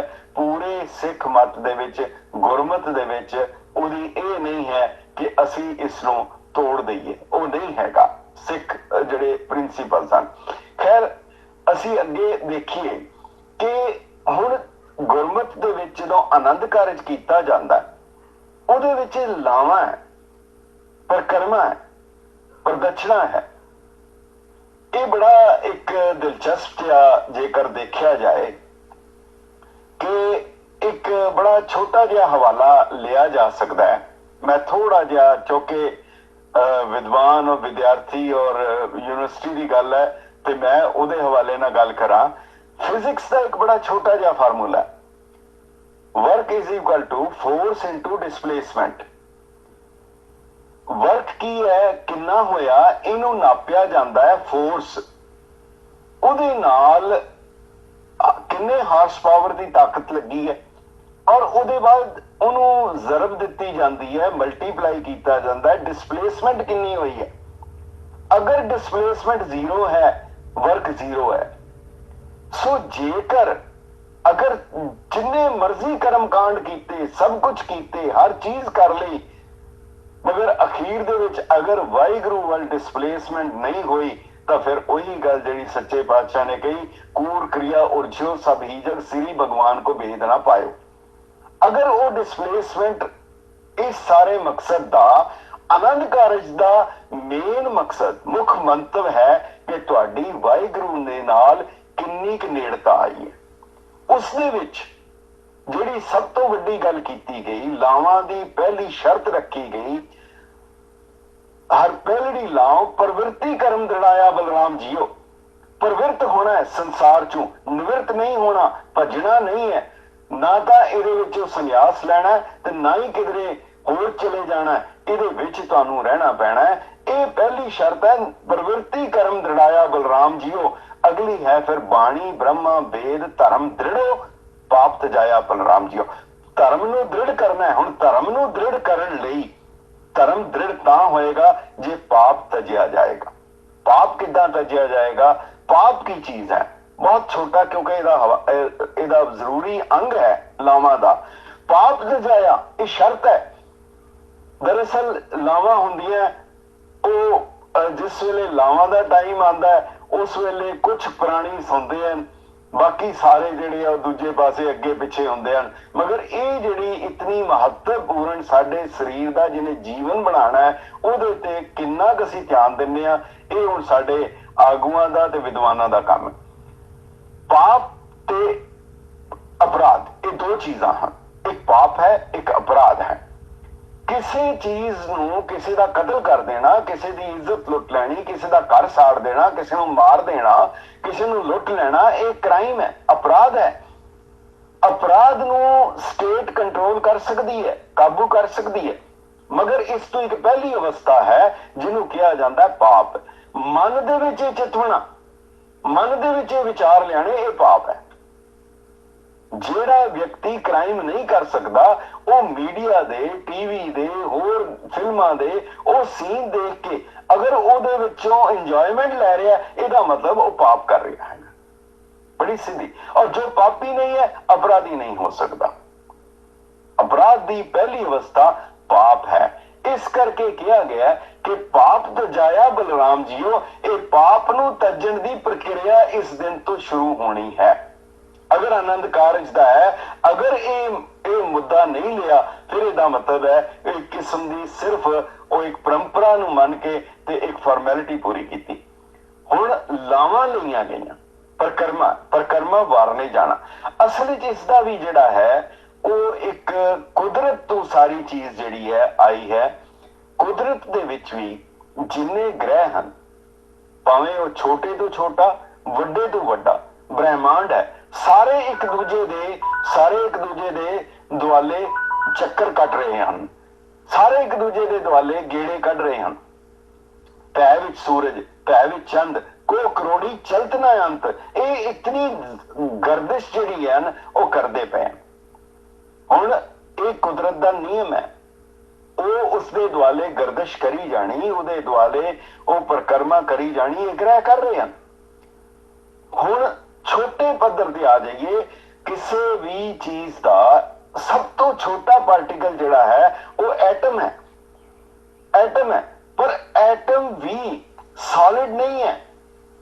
ਉਹਦੇ ਵਿੱਚ ਨਿਊਟਰੋਨ ਹੈ, ਉਹਦੇ ਦੁਆਲੇ ਪ੍ਰੋਟੋਨ ਤੇ ਇਲੈਕਟ੍ਰੋਨ ਹਨ, ਜਿਹੜੇ ਕਿ ਬੜੀ ਤੇਜ਼ੀ ਦੇ ਨਾਲ ਉਹ ਗਰਦਿਸ਼ ਕਰ ਰਹੇ ਹਨ, ਘੁੰਮ ਰਹੇ ਹਨ। ਔਰ ਨਿਊਟਰੋਨ ਦੇ ਵਿੱਚ ਵੀ ਉਹ ਸੋਲਿਡ ਨਹੀਂ ਹੈ, ਉਹਦੇ ਅੰਦਰ ਵੀ ਫਿਰ ਕੁਆਰਕਸ ਹਨ। ਇਹ ਕਿਉਂ ਵਰਨੀ ਕਿ ਜਾਣਾ ਵਾਲੀ ਗੱਲ ਹੋ ਜਾਂਦੀ ਹੈ, ਕਿੱਥੇ ਤੱਕ ਉਹ ਸੂਖਸ਼ਮ ਹੈ। ਬਿਲਕੁਲ ਜਦੋਂ ਉਹ ਗਰਦਿਸ਼ ਕਰਨਾ ਬੰਦ ਕਰ ਦਿੰਦੇ ਹਨ, ਉਹ ਐਟੋਮਿਕ ਐਕਸਪਲੋਜਨ ਹੈ। ਇਸੇ ਤਰੀਕੇ ਨਾਲ ਜੇ ਕੋਈ ਗ੍ਰਹਿ, ਜਿਹੜੇ ਸਿਤਾਰੇ ਜਾਂ ਧਰਤੀਆਂ, ਅਗਰ ਉਹ ਗਰਦਿਸ਼ ਦੇ ਵਿੱਚ ਰੁਕਾਵਟ ਪਏਗੀ, ਉਹਦੇ ਘੁੰਮਣ 'ਚ ਰੁਕਾਵਟ ਪਏਗੀ, ਉਹਦੇ ਬਾਅਦ ਫਿਰ ਕੀ ਹੈ ਇਹ ਸਹਿਜੇ ਅਨੁਮਾਨਿਆ ਜਾ ਸਕਦਾ। ਸਿੱਖ ਨੇ ਜਦੋਂ ਗੁਰੂ ਗ੍ਰੰਥ ਸਾਹਿਬ ਨੂੰ ਕੇਂਦਰ ਵਿੱਚ ਰੱਖ ਕੇ, ਮੱਧ ਵਿੱਚ ਰੱਖ ਕੇ ਜਦੋਂ ਉਹਦੀ ਪਰਿਕਰਮਾ ਕਰਨੀ ਹੈ, ਉਹ ਐਲਾਨ ਕਰ ਰਿਹਾ ਕਿ ਮੇਰਾ ਨਿਊਕਲੀਅਸ ਤੂੰ ਹੈ, ਅਸੀਂ ਤੇਰੇ ਦੁਆਲੇ ਤੇਰੇ ਸੈਟੇਲਾਈਟ ਹਾਂ। ਸੈਟੇਲਾਈਟ ਜਿਹੜਾ ਹੈ ਉਹ ਨੇੜੇ ਦੂਰ ਹੋ ਸਕਦਾ ਹੈ, ਪਰ ਉਸ ਮਦਾਰ ਦੇ ਵਿੱਚੋਂ, ਉਸਦੇ ਜਿਹੜਾ ਉਹਦੇ ਵਿੱਚੋਂ, ਉਹਦੀ ਪਰਿਕਰਮਾ ਚੋਂ ਬਾਹਰ ਨਹੀਂ ਜਾ ਸਕਦਾ। ਸਿੱਖ ਨੇ ਜ਼ਿੰਦਗੀ ਦੀ ਸ਼ੁਰੂਆਤ ਕਰਨੀ ਹੈ ਔਰ ਅਖੀਰ ਤੱਕ ਉਹਦਾ ਨਿਊਕਲੀਅਸ, ਉਹਦਾ ਕੇਂਦਰ ਜੋ ਹੈ ਉਹ ਗੁਰੂ ਗ੍ਰੰਥ ਸਾਹਿਬ ਹੋਣਾ ਹੈ। ਜੇਕਰ ਇਸ ਚੀਜ਼ ਨੂੰ ਇਸ ਤੋਂ ਲੈ ਲਵੇ, ਫਿਰ ਤੇ ਇਸਲਾਮਾਂ ਦਾ ਹੈ, ਨਹੀਂ ਤਾਂ ਫਿਰ ਹੁਣ ਕਈ ਮੂਰਖ ਇਹ ਵੀ ਕਹਿੰਦੇ ਬੈਠ ਕੇ ਸੁਣ ਲਓ, ਕੀਰਤਨ ਸੁਣ ਲਓ, ਉਹਦਾ ਕੀ ਫਾਇਦਾ। ਖੈਰ, ਹੁਣ ਜਿਹੜੀ ਸਿੱਖ ਰਹਿਤ ਮਰਿਆਦਾ ਦੀ ਪਰੰਪਰਾ ਚਲਾਈ ਗਈ, ਉਹਦੇ ਵਿੱਚ ਇੱਕ ਚੀਜ਼ ਲਿਖੀ ਗਈ ਕਿ ਪਹਿਲੇ ਸੀਗਾ ਕਿ ਇੱਕ ਇਸਤਰੀ ਦੇ ਹੁੰਦਿਆਂ ਦੂਜਾ ਵਿਆਹ ਨਾ, ਦੂਜਾ ਆਨੰਦ ਕਾਰਜ ਨਹੀਂ ਹੋ ਸਕਦਾ। ਇਹ ਲਿਖਿਆ ਸੀ। ਉਹਨੂੰ ਕਰ ਦਿੱਤਾ ਗਿਆ ਕਿ ਆਮ ਹਾਲਤਾਂ ਵਿੱਚ ਇੱਕ ਲਫ਼ਜ਼ ਜੋੜ ਦਿੱਤਾ, ਆਮ ਹਾਲਤਾਂ ਵਿੱਚ ਇੱਕ ਇਸਤਰੀ ਦੇ ਹੁੰਦਿਆਂ ਦੂਜਾ। ਹੁਣ ਆਮ ਹਾਲਤ ਤੇ ਖਾਸ ਹਾਲਤ ਕੀ ਹੈ ਇਹ ਨਹੀਂ ਪਤਾ ਲੱਗੀ, ਇਹ ਕਿਉਂ ਕੀਤਾ ਗਿਆ ਇਹ ਨਹੀਂ ਪਤਾ। ਖੈਰ, ਇੱਕ ਚੀਜ਼ ਹੋਰ ਹੈ, ਕਿਉਂਕਿ ਇਹ ਬੜੀ ਪਵਿੱਤਰ ਰਸਮ ਹੈ, ਇੱਕ ਐਸਾ ਸੰਸਕਾਰ ਹੈ ਜਿਹਦੇ ਵਿੱਚ ਜ਼ਿੰਦਗੀ ਬਦਲੀ ਹੋਣੀ ਹੈ, ਇਹ ਜ਼ਿੰਦਗੀ ਦੇ ਵਿੱਚ ਸ਼ਾਮਲ ਹੋਣਾ ਹੈ ਔਰ ਇਸ ਦੇ ਵਿੱਚ ਸੰਸਾਰ ਦੇ ਨਾਲ ਸੰਬੰਧ ਸਥਾਪਿਤ ਹੋਣਾ ਹੈ। ਇਸ ਕਰਕੇ ਕਿਹਾ ਗਿਆ ਰਹਿਤ ਮਰਿਆਦਾ ਵਿੱਚ ਕਿ ਸ਼ਰਾਬ ਔਰ ਵੇਸਵਾ ਦਾ ਨਾਚ ਨਾ ਕਰਾਏ। ਬਾਣੀ ਦਾ ਫਰਮਾਨ ਵੀ ਹੈ, ਮੇਰੇ ਮੋਹਨ ਸ਼ਰਵਨੀ ਇਹ ਨਾ ਸੁਣਾਏ, ਸਾਕਤ ਗੀਤ ਨਾਦ ਬਿਦ ਗਾਵਤ ਬੋਲਤ ਬੋਲ ਜਾਏ। ਹੁਣ ਇਹ ਜਿਹੜਾ ਲਫ਼ਜ਼ ਲਿਖਿਆ ਰਹਿਤ ਮਰਿਆਦਾ ਦੇ ਵਿੱਚ, ਸ਼ਰਾਬ ਅਤੇ ਬੇਸਵਾ ਦਾ ਨਾਚ ਨਾ ਕਰੇ, ਇਹ ਸਾਰੀ ਚੀਜ਼ ਗੱਲ ਉੱਥੇ ਹੀ ਆ ਰਹੀ ਹੈ ਕਿ ਅਸੀਂ ਇੱਕ ਕਿਸਮ ਦਾ ਪੈਮਾਨਾ ਅਸੀਂ ਦੇਖੀਏ ਕਿ ਕਿੱਥੇ ਤੱਕ ਅਸੀਂ ਜੁੜੇ ਹਾਂ, ਗੁਰਮੁਖ ਵੀ ਅਖਵਾਈ ਜਾਈਏ ਔਰ ਉਸਦੇ ਤੇ ਅਮਲ ਵੀ ਨੇੜੇ ਵੀ ਨਾ ਆਈਏ। ਬਹੁਤ ਸੁੰਦਰ ਭਾਈ ਸਾਹਿਬ ਭਾਈ ਸੰਤੋਖ ਸਿੰਘ ਜੀ ਨੇ ਇੱਕ ਬੜਾ ਕਮਾਲ ਦਾ ਚਿੱਤਰਣ ਕੀਤਾ ਹੈ। ਉਹਦੇ ਵਿੱਚ ਹੈਗਾ ਹੈ ਕਿ ਗੁਰੂ ਨਾਨਕ ਦੇਵ ਜੀ ਦਾ ਜਦੋਂ ਆਨੰਦ ਕਾਰਜ ਹੋ ਰਿਹਾ ਹੈ, ਜਦੋਂ ਉਸ ਵੇਲੇ ਬਰਾਤ ਜੁੜੀ ਹੈ ਤਾਂ ਉੱਥੇ ਇੱਕ ਨੱਚਣ ਵਾਲੀ ਆਈ ਹੈ ਔਰ ਭਾਈ ਸਾਹਿਬ ਨੇ ਸ਼ਾਬਦਿਕ ਚਿੱਤਰਣ ਉਹਦਾ ਕੀਤਾ ਹੈ। ਉਹ ਕਹਿੰਦੇ ਚੰਗ ਚਟਪਟ ਨਾਰੀ ਲੇਤ ਭਵਾਰੀ ਛਮ ਛਮ ਕਾਰੀ ਛਬ ਧਰਨੀ ਸਗ ਸਟਪਟ ਬੈਠਤ ਭੁਜਾ ਮੈਠਤ ਤਾਲ ਕੈਠਤ ਮਨ ਹਰਨੀ ਲੰਗ ਲਟਪਟ ਛੈਲੀ ਰੂਪ ਨਿਵੈਲੀ ਗਤਲ ਬੇਲੀ ਸੁਠ ਅੰਗਾ ਠਮ ਟੁਕ ਠਮਕੀ ਚੁਕ ਚੁਕ ਝੁਮਕੀ ਦਰਮਦਮ ਦਰਮਕੀ ਮਿਰਦੰਗਾ। ਇਹ ਸ਼ਾਬਦਿਕ ਚਿੱਤਰਣ ਉਹਨੇ ਕੀਤਾ, ਪਰ ਨਾਲ ਹੀ ਇੱਕ ਗੱਲ ਲਿਖ ਦਿੱਤੀ ਕਿ ਇਸ ਸਾਰੇ ਦੇ ਵਿੱਚ ਹਰ ਕਿਸੇ ਦੀ ਜਾਂਜੀ ਤੇ ਮਾਂਜੀ ਸਾਰਿਆਂ ਦੀ ਨਜ਼ਰ ਉਸ ਨੱਚਣ ਵਾਲੀ ਦੇ ਉੱਤੇ ਹੈ, ਪਰ ਉਹਦੇ ਵਿੱਚ ਇੱਕ ਸ਼ਖਸ ਹੈ ਜਿਹੜਾ ਬਿਲਕੁਲ ਉਪਰਾਮ ਹੈ, ਉਹਦੀ ਬਿਰਤੀ ਪਤਾ ਨਹੀਂ ਕਿੱਥੇ ਟਿੱਕੀ ਹੋਈ ਹੈ। ਉਹ ਸਾਹਿਬ ਸ੍ਰੀ ਗੁਰੂ ਨਾਨਕ ਦੇਵ ਜੀ ਮਹਾਰਾਜ ਸਨ। ਉਸ ਬਸਤੀ ਦੇ ਵਿੱਚ ਪਤਾ ਨਹੀਂ ਕਿੱਥੇ ਉਹਨਾਂ ਦੀ ਬਿਰਤੀ ਸੁੱਤ ਜੁੜੀ ਸੀ। ਬਸ ਇਹ ਅਵਸਥਾ ਹੈ ਜਿਹਨੂੰ ਲੈ ਕੇ ਆਣਾ। ਅੱਜ ਵੀ ਉਹ ਚੀਜ਼ਾਂ ਹੋਣਗੀਆਂ, ਪਰ ਸਿੱਖ ਨੇ ਉਹਨਾਂ ਦੇ ਨੇੜੇ ਜਾਣ ਦੀ ਤੇ ਗੱਲ ਇਹ ਹੈ ਕਿ ਉਸਨੇ ਆਪਣੇ ਇਸ ਸਾਰੇ ਧਾਰਮਿਕ ਕਾਰਜ ਵਿੱਚ ਇਹਨਾਂ ਨੂੰ ਸ਼ਾਮਲ ਕਰਨਾ ਹੈ। ਇਹ ਬਹੁਤ ਮਹੱਤਵਪੂਰਨ ਹੈ। ਫਿਰ ਹੈਗਾ ਆਨੰਦ ਕਾਰਜ ਦਾ ਦਿਨ ਮੁਕਰਰ ਕਰਨ ਲੱਗਿਆ ਕੋਈ ਦਿਨ ਮਹੂਰਤ ਸ਼ੁਭ ਮਹੂਰਤ ਉਹ ਨਾ ਵੇਖੇ। ਹੁਣ ਮਹੂਰਤ ਦੇ ਉੱਤੇ ਇੱਕ ਹਨੂਮਾਨ ਨਾਟਕ ਹੈ ਹਿਰਦੇ ਰਾਮ ਜੀ ਦਾ। ਉਹ ਜਿਹੜਾ ਹਨੂਮਾਨ ਨਾਟਕ ਦੇ ਵਿੱਚ ਇੱਕ ਬੜਾ ਕਮਾਲ ਦਾ ਹਵਾਲਾ ਹੈ। ਉਹਦੇ ਵਿੱਚ ਉਹ ਲਿਖਦੇ ਹਨ, ਕਹਿੰਦੇ ਹਨ ਕਿ ਸ਼੍ਰੀ ਰਾਮ ਜੀ ਦਾ ਗੁਰੂ ਵਿਸ਼ਵਾਮਿੱਤਰ ਸੀ ਔਰ ਉਹਨਾਂ ਦੇ ਸਲਾਹਕਾਰ ਵਸ਼ਿਸ਼ਟ ਰਿਸ਼ੀ ਸਨ। ਵਸ਼ਿਸ਼ਟ ਰਿਸ਼ੀ ਔਰ ਵਿਸ਼ਵਾਮਿੱਤਰ ਦੋਨਾਂ ਨੇ ਮਿਲ ਕੇ, ਦੋਨੋਂ ਵਿਦਵਾਨ ਸਨ, ਕਿੰਨੀ ਉਹਨਾਂ ਨੇ ਸਲਾਹ ਕਰਕੇ ਤੇ ਕਿਤਨਾ ਕੁਝ ਕਰਕੇ ਉਹਨਾਂ ਨੇ ਰਾਮ ਸੀਤਾ ਦੇ ਵਿਆਹ ਦਾ ਮਹੂਰਤ ਕੱਢਿਆ। ਪਰ ਉਹ ਲਿਖਦੇ ਹਨ ਹਿਰਦੇ ਰਾਮ, ਕਹਿੰਦੇ ਹਨ ਕਿ ਇਹਦੇ ਵਿੱਚ ਇਹ ਦੇਖਣ ਵਾਲੀ ਗੱਲ ਹੈ ਕਿ ਕਿਹੜਾ ਦੁੱਖ ਹੈ ਸੰਸਾਰਕ ਜਿਹਨਾਂ ਦੋਨਾਂ ਨੂੰ ਨਹੀਂ ਮਿਲਿਆ। ਉਹ ਕਹਿੰਦੇ ਵਿਸ਼ਵਾਮਿੱਤਰ ਵਸ਼ਿਸ਼ਟ ਵੇਖ ਨੌ ਗ੍ਰਹਿ ਸੁਭ ਨਿਚ ਠਾਏ ਸਿਆ ਜੀ ਸੁਖ ਕਬੂ ਨਾ ਲਏ ਪਰੋ ਕਰਮ ਕੇ ਪਾਏ। ਦੁੱਖ ਸੁਖ ਕਰਮਾਂ ਦੇ ਬੰਦ ਹੈ, ਕਿਸੇ ਮਹੂਰਤ ਕੱਢਣ ਦੇ ਨਾਲ ਤੁਹਾਡਾ ਨਹੀਂ ਹੋਣਾ। ਫਿਰ ਉਸ ਦੇ ਬਾਅਦ ਹੈਗਾ ਇੱਕ ਚੀਜ਼ ਹੋਰ ਜਿਹਦੇ ਤੇ ਕਈਆਂ ਨੂੰ ਹੈਰਾਨੀ ਹੁੰਦੀ ਹੈ ਕਿ ਸਿੱਖ ਰਹਿਤ ਮਰਿਆਦਾ ਵਿੱਚ ਲਿਖਿਆ ਕਿ ਮੁਕਟ ਨਹੀਂ ਪਾਣਾ। ਮੁਕਟ ਵੀ ਇੱਕ ਕਿਸਮ ਦਾ ਜਿਹੜਾ ਟੋਪੀ ਦਾ ਹਿੱਸਾ ਹੁੰਦਾ ਹੈਗਾ, ਇਸ ਕਰਕੇ ਉਹਦੇ ਚ ਲਿਖਿਆ। ਫਿਰ ਉਹਦੇ ਬਾਅਦ ਜਿਹੜੀ ਸਭ ਤੋਂ ਮੁੱਖ ਹੈ ਉਹਦੇ ਵਿੱਚ ਪਰਤਨਗਾਮੀ ਹੋਣ ਤੋਂ ਰੋਕਣ ਦੀ ਗ੍ਰਸਥ ਧਰਮ ਦੀ ਇੱਕ ਸਭ ਤੋਂ ਵੱਡੀ ਸ਼ਰਤ ਰੱਖੀ ਗਈ ਹੈ। ਗਿਆਨੀ ਸਾਹਿਬ ਸਿੰਘ ਜੀ ਸ਼ਾਹਬਾਦ ਮਾਰਕੰਡੇ ਵਾਲੇ ਬਹੁਤ ਸੋਹਣਾ ਇੱਕ ਹਵਾਲਾ ਦਿੰਦੇ ਹਨ, ਬਹੁਤ ਛੋਟਾ ਜਿਹਾ। ਉਹ ਕਹਿੰਦੇ ਹਨ ਕਿਸੇ ਨੇ ਚੰਪਾ ਨੂੰ ਪੁੱਛਿਆ, ਚੰਪਾ ਦੇ ਫੁੱਲ ਨੂੰ, ਚੰਪਾ ਤੁਝ ਮੈਂ तीन गुण रूप रंग और बास औगर तू में कौन है भवर न बैठे पास। तेरे च इन्ने गुण है, तेरा रूप भी सोहना है, रंग भी है, तेरी खुशबू बड़ी सोहनी है, पर केड़ा तेरे च औगण गया भवरा तेरे कोल नहीं आंदा, हर जगह चला जांदा। बहुत सोहना जवाब है जिहड़ा कि गुरमत दे उस सिद्धांत नूं दृढ़ कर रहा है। उसने कहा मित्र मुझ में 3 गुण रूप रंग और बास जगह जगह के मीत को कौन बिठावे पास। सारा सिद्धांत दे दिता ਉਹਦੇ ਵਿੱਚ। ਹੁਣ ਅਗਲੀ ਲਾਈਨ ਹੈ ਕਿ ਰਿਸ਼ਤਾ ਪੈਸੇ ਲੈ ਕੇ ਜਾਂ ਦੇ ਕੇ ਨਾ ਕਰੇ। ਇਹ ਬਹੁਤ ਮਹੱਤਵਪੂਰਨ ਹੈ। ਹੁਣ ਉਹਦੇ ਵਿੱਚ ਗੁਰੂ ਸਾਹਿਬ ਵੀ ਕਹਿ ਰਹੇ ਹਨ, ਕੋਹੇ ਲੜਕਾ ਵੇਚੀ ਲੜਕੀ ਵੇਚੇ ਕੋਏ ਸਾਝਾ ਕਰੇ ਕਬੀਰ ਸਿਉ ਹਰ ਸੰਗ ਬਨਜ ਕਰੇ। ਇਹ ਤਾਂ ਵਪਾਰ ਹੋ ਰਿਹਾ ਹੈ, ਇਹ ਜਿਹਨੂੰ ਅਸੀਂ ਕਹਿ ਰਹੇ ਹਾਂ। ਇੱਕ ਗੱਲ ਇਸ ਦੇ ਵਿੱਚ ਮੈਂ ਜ਼ਰੂਰ ਕਹਿਣੀ ਚਾਹਾਂਗਾ, ਆਨੰਦ ਮੈਰਿਜ ਐਕਟ ਦੇ ਹਵਾਲੇ ਨਾਲ ਬਹੁਤ ਵੱਡਾ ਭੁਲੇਖਾ ਪਾ ਦਿੱਤਾ ਜਾਂਦਾ ਹੈ ਕਿ ਸਾਡਾ ਆਨੰਦ ਮੈਰਿਜ ਐਕਟ ਬਣ ਚੁੱਕਾ ਹੈ। ਬਿਲਕੁਲ ਨਹੀਂ ਬਣਿਆ, ਬਿਲਕੁਲ ਨਹੀਂ ਹੈ।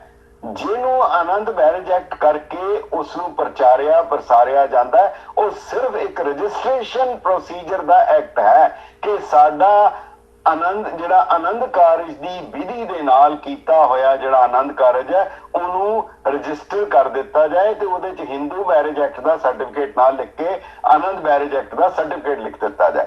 ਮਗਰ ਜਿਹੜਾ ਇਹ ਸਾਰਾ ਕੁਝ ਅਜੇ ਵੀ ਹਿੰਦੂ ਮੈਰਿਜ ਐਕਟ ਦੇ ਅਧੀਨ ਹੈ, ਜਿਹਦੇ ਵਿੱਚ ਕੋਈ ਤਬਦੀਲੀ ਨਹੀਂ ਹੋਈ। ਪਰ ਇਸ ਦੇ ਵਿੱਚ ਜਿਹੜਾ ਕੰਮ ਕਰਨ ਵਾਲਾ ਹੈ ਉਹ ਸਾਡੀਆਂ ਸੰਸਥਾਵਾਂ ਨੂੰ ਕਰਨ ਵਾਲਾ ਹੈ।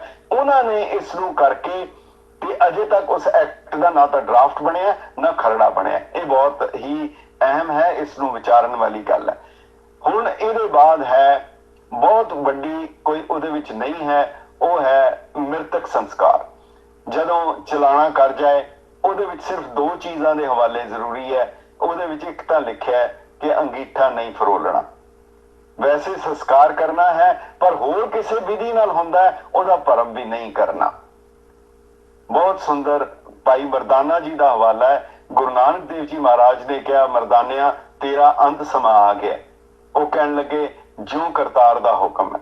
ਕਹਿੰਦੇ ਫਿਰ ਕੀ ਕਰੀਏ? ਤੈਨੂੰ ਬ੍ਰਾਹਮਣ ਵਾਂਗ ਇਹਦੇ ਚ ਦਰਿਆ ਚ ਰੋੜ ਦਈਏ, ਵੈਸ਼ ਵਾਂਗ ਹਵਾ ਚ ਸੁੱਟ ਦਈਏ, ਖੱਤਰੀ ਵਾਂਗ ਅੱਗ ਵਿੱਚ ਸਾੜ ਦਈਏ, ਸ਼ੂਦਰ ਵਾਂਗ ਜ਼ਮੀਨ ਚ ਦੱਬ ਦਈਏ। ਭਾਈ ਮਰਦਾਨਾ ਜੀ ਕਹਿੰਦੇ ਆ ਜਦੋਂ ਤੱਤ ਨਿਕਲ ਗਿਆ ਫਿਰ ਭਾਵੇਂ ਇਸ ਨੂੰ ਰੋੜੋ, ਦੱਬੋ, ਸਾੜੋ, ਸੁੱਟੋ, ਜੋ ਮਰਜ਼ੀ ਕਰੋ।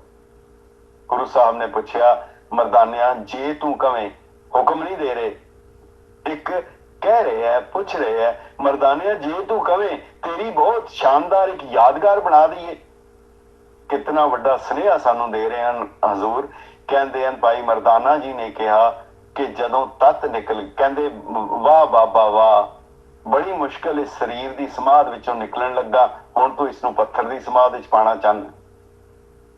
ਭਾਈ ਮਰਦਾਨਾ ਜੀ ਦੀ ਕੋਈ ਯਾਦਗਾਰ ਨਹੀਂ ਹੈ। ਔਰ ਇਹ ਜਿਹੜਾ ਹਵਾਲਾ ਇਹਦੇ ਨਾਲ ਹੈ। ਔਰ ਕਿਸੇ ਉਹਦੇ ਚ ਲਿਖਿਆ ਹੈ ਕਿ ਅੰਗੀਠਾ ਨਹੀਂ ਫਰੋਲਣਾ ਔਰ ਕਿਸੇ ਖਾਸ ਜਗ੍ਹਾ ਜਲ ਪ੍ਰਵਾਹ ਨਹੀਂ ਕਰਨੀ। ਸ਼ਾਇਦ ਇਹ ਦੋਨੋਂ ਕੰਮ ਜਿਹੜੇ ਨਹੀਂ ਗਏ ਉਹ ਦੋਨੋਂ ਹੋ ਹੀ ਜਾ ਰਹੇ ਹੈ, ਅਸੀਂ ਕਰ ਰਹੇ ਹਾਂ। ਅਖੀਰਲੀ ਮੱਧ ਜਿਹੜੀ ਹੈ ਉਹ ਹੈਗੀ ਹੈ ਪੰਥਕ ਰਹਿਣੀ। ਪੰਥਕ ਰਹਿਣੀ ਦੇ ਵਿੱਚ ਬਹੁਤ ਬਹੁਤ ਮਹੱਤਵਪੂਰਨ ਹੈ, ਇਹ ਮੈਂ ਜ਼ਰੂਰ ਕਹਿਣੀ ਚਾਹਾਂਗਾ। ਸਭ ਤੋਂ ਵੱਡੀ ਮੱਧ ਇਹ ਹੈ ਜਿਹਦੇ ਵਿੱਚ 16 ਮੱਦਾਂ ਹਨ। ਇਹ ਅੰਮ੍ਰਿਤ ਸੰਸਕਾਰ ਹੈ। ਹੁਣ ਇਸ ਨੂੰ ਕਈ ਵਾਰੀ ਪਾਹੁਲ ਸੰਸਕਾਰ ਕਹਿਤਾ ਜਾਂਦਾ, ਨਹੀਂ, ਪਾਹੁਲ ਨਹੀਂ ਹੈ, ਇਹ ਅੰਮ੍ਰਿਤ ਸੰਸਕਾਰ ਹੈ। ਔਰ ਇਹਦਾ ਕਾਰਨ, ਬੁਨਿਆਦੀ ਕਾਰਨ ਜਿਹੜਾ ਹੈ ਗੁਰਮਤ ਦੇ ਗੁਰਬਾਣੀ ਦੇ ਵਿੱਚੋਂ ਹੈ। ਪੁਰਾਣਿਕ ਮਤ ਦੇ ਮੁਤਾਬਕ ਜਦੋਂ ਸਮੁੰਦਰ ਮੰਥਨ ਹੋਇਆ, ਜਦੋਂ ਉਹਨੂੰ ਰਿੜਕਿਆ ਗਿਆ ਸਮੁੰਦਰ ਨੂੰ, ਉਹਦੇ ਵਿੱਚੋਂ 14 ਰਤਨ ਨਿਕਲੇ, ਜਿਨ੍ਹਾਂ ਵਿੱਚ ਜ਼ਹਿਰ ਵੀ ਸੀ, ਸ਼ਰਾਬ ਵੀ ਸੀ ਔਰ ਉਹਦੇ ਵਿੱਚ ਅੰਮ੍ਰਿਤ ਵੀ ਸੀ। ਉਹ ਕਈ ਕਿਸਮ ਦੇ 14 ਰਤਨ ਨਿਕਲੇ, ਉਹਨੂੰ ਰਤਨ ਕਿਹਾ ਗਿਆ।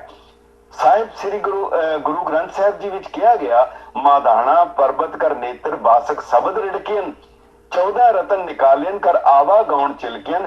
ਇਹਦੇ ਵਿੱਚ ਇੱਕ ਹਵਾਲਾ ਦਿੱਤਾ, ਤੁਸੀਂ ਵੀ ਇਸ ਤਰ੍ਹਾਂ ਰਿੜਕ ਕੇ ਆਪਣੇ ਮਨ ਨੂੰ ਸ਼ਬਦ ਦੇ ਨਾਲ ਰਿੜਕ ਕੇ ਇਹਦੇ ਵਿੱਚੋਂ ਤੁਸੀਂ ਰਤਨ ਪਦਾਰਥ ਹਾਸਲ ਕਰ ਸਕਦੇ ਹੋ।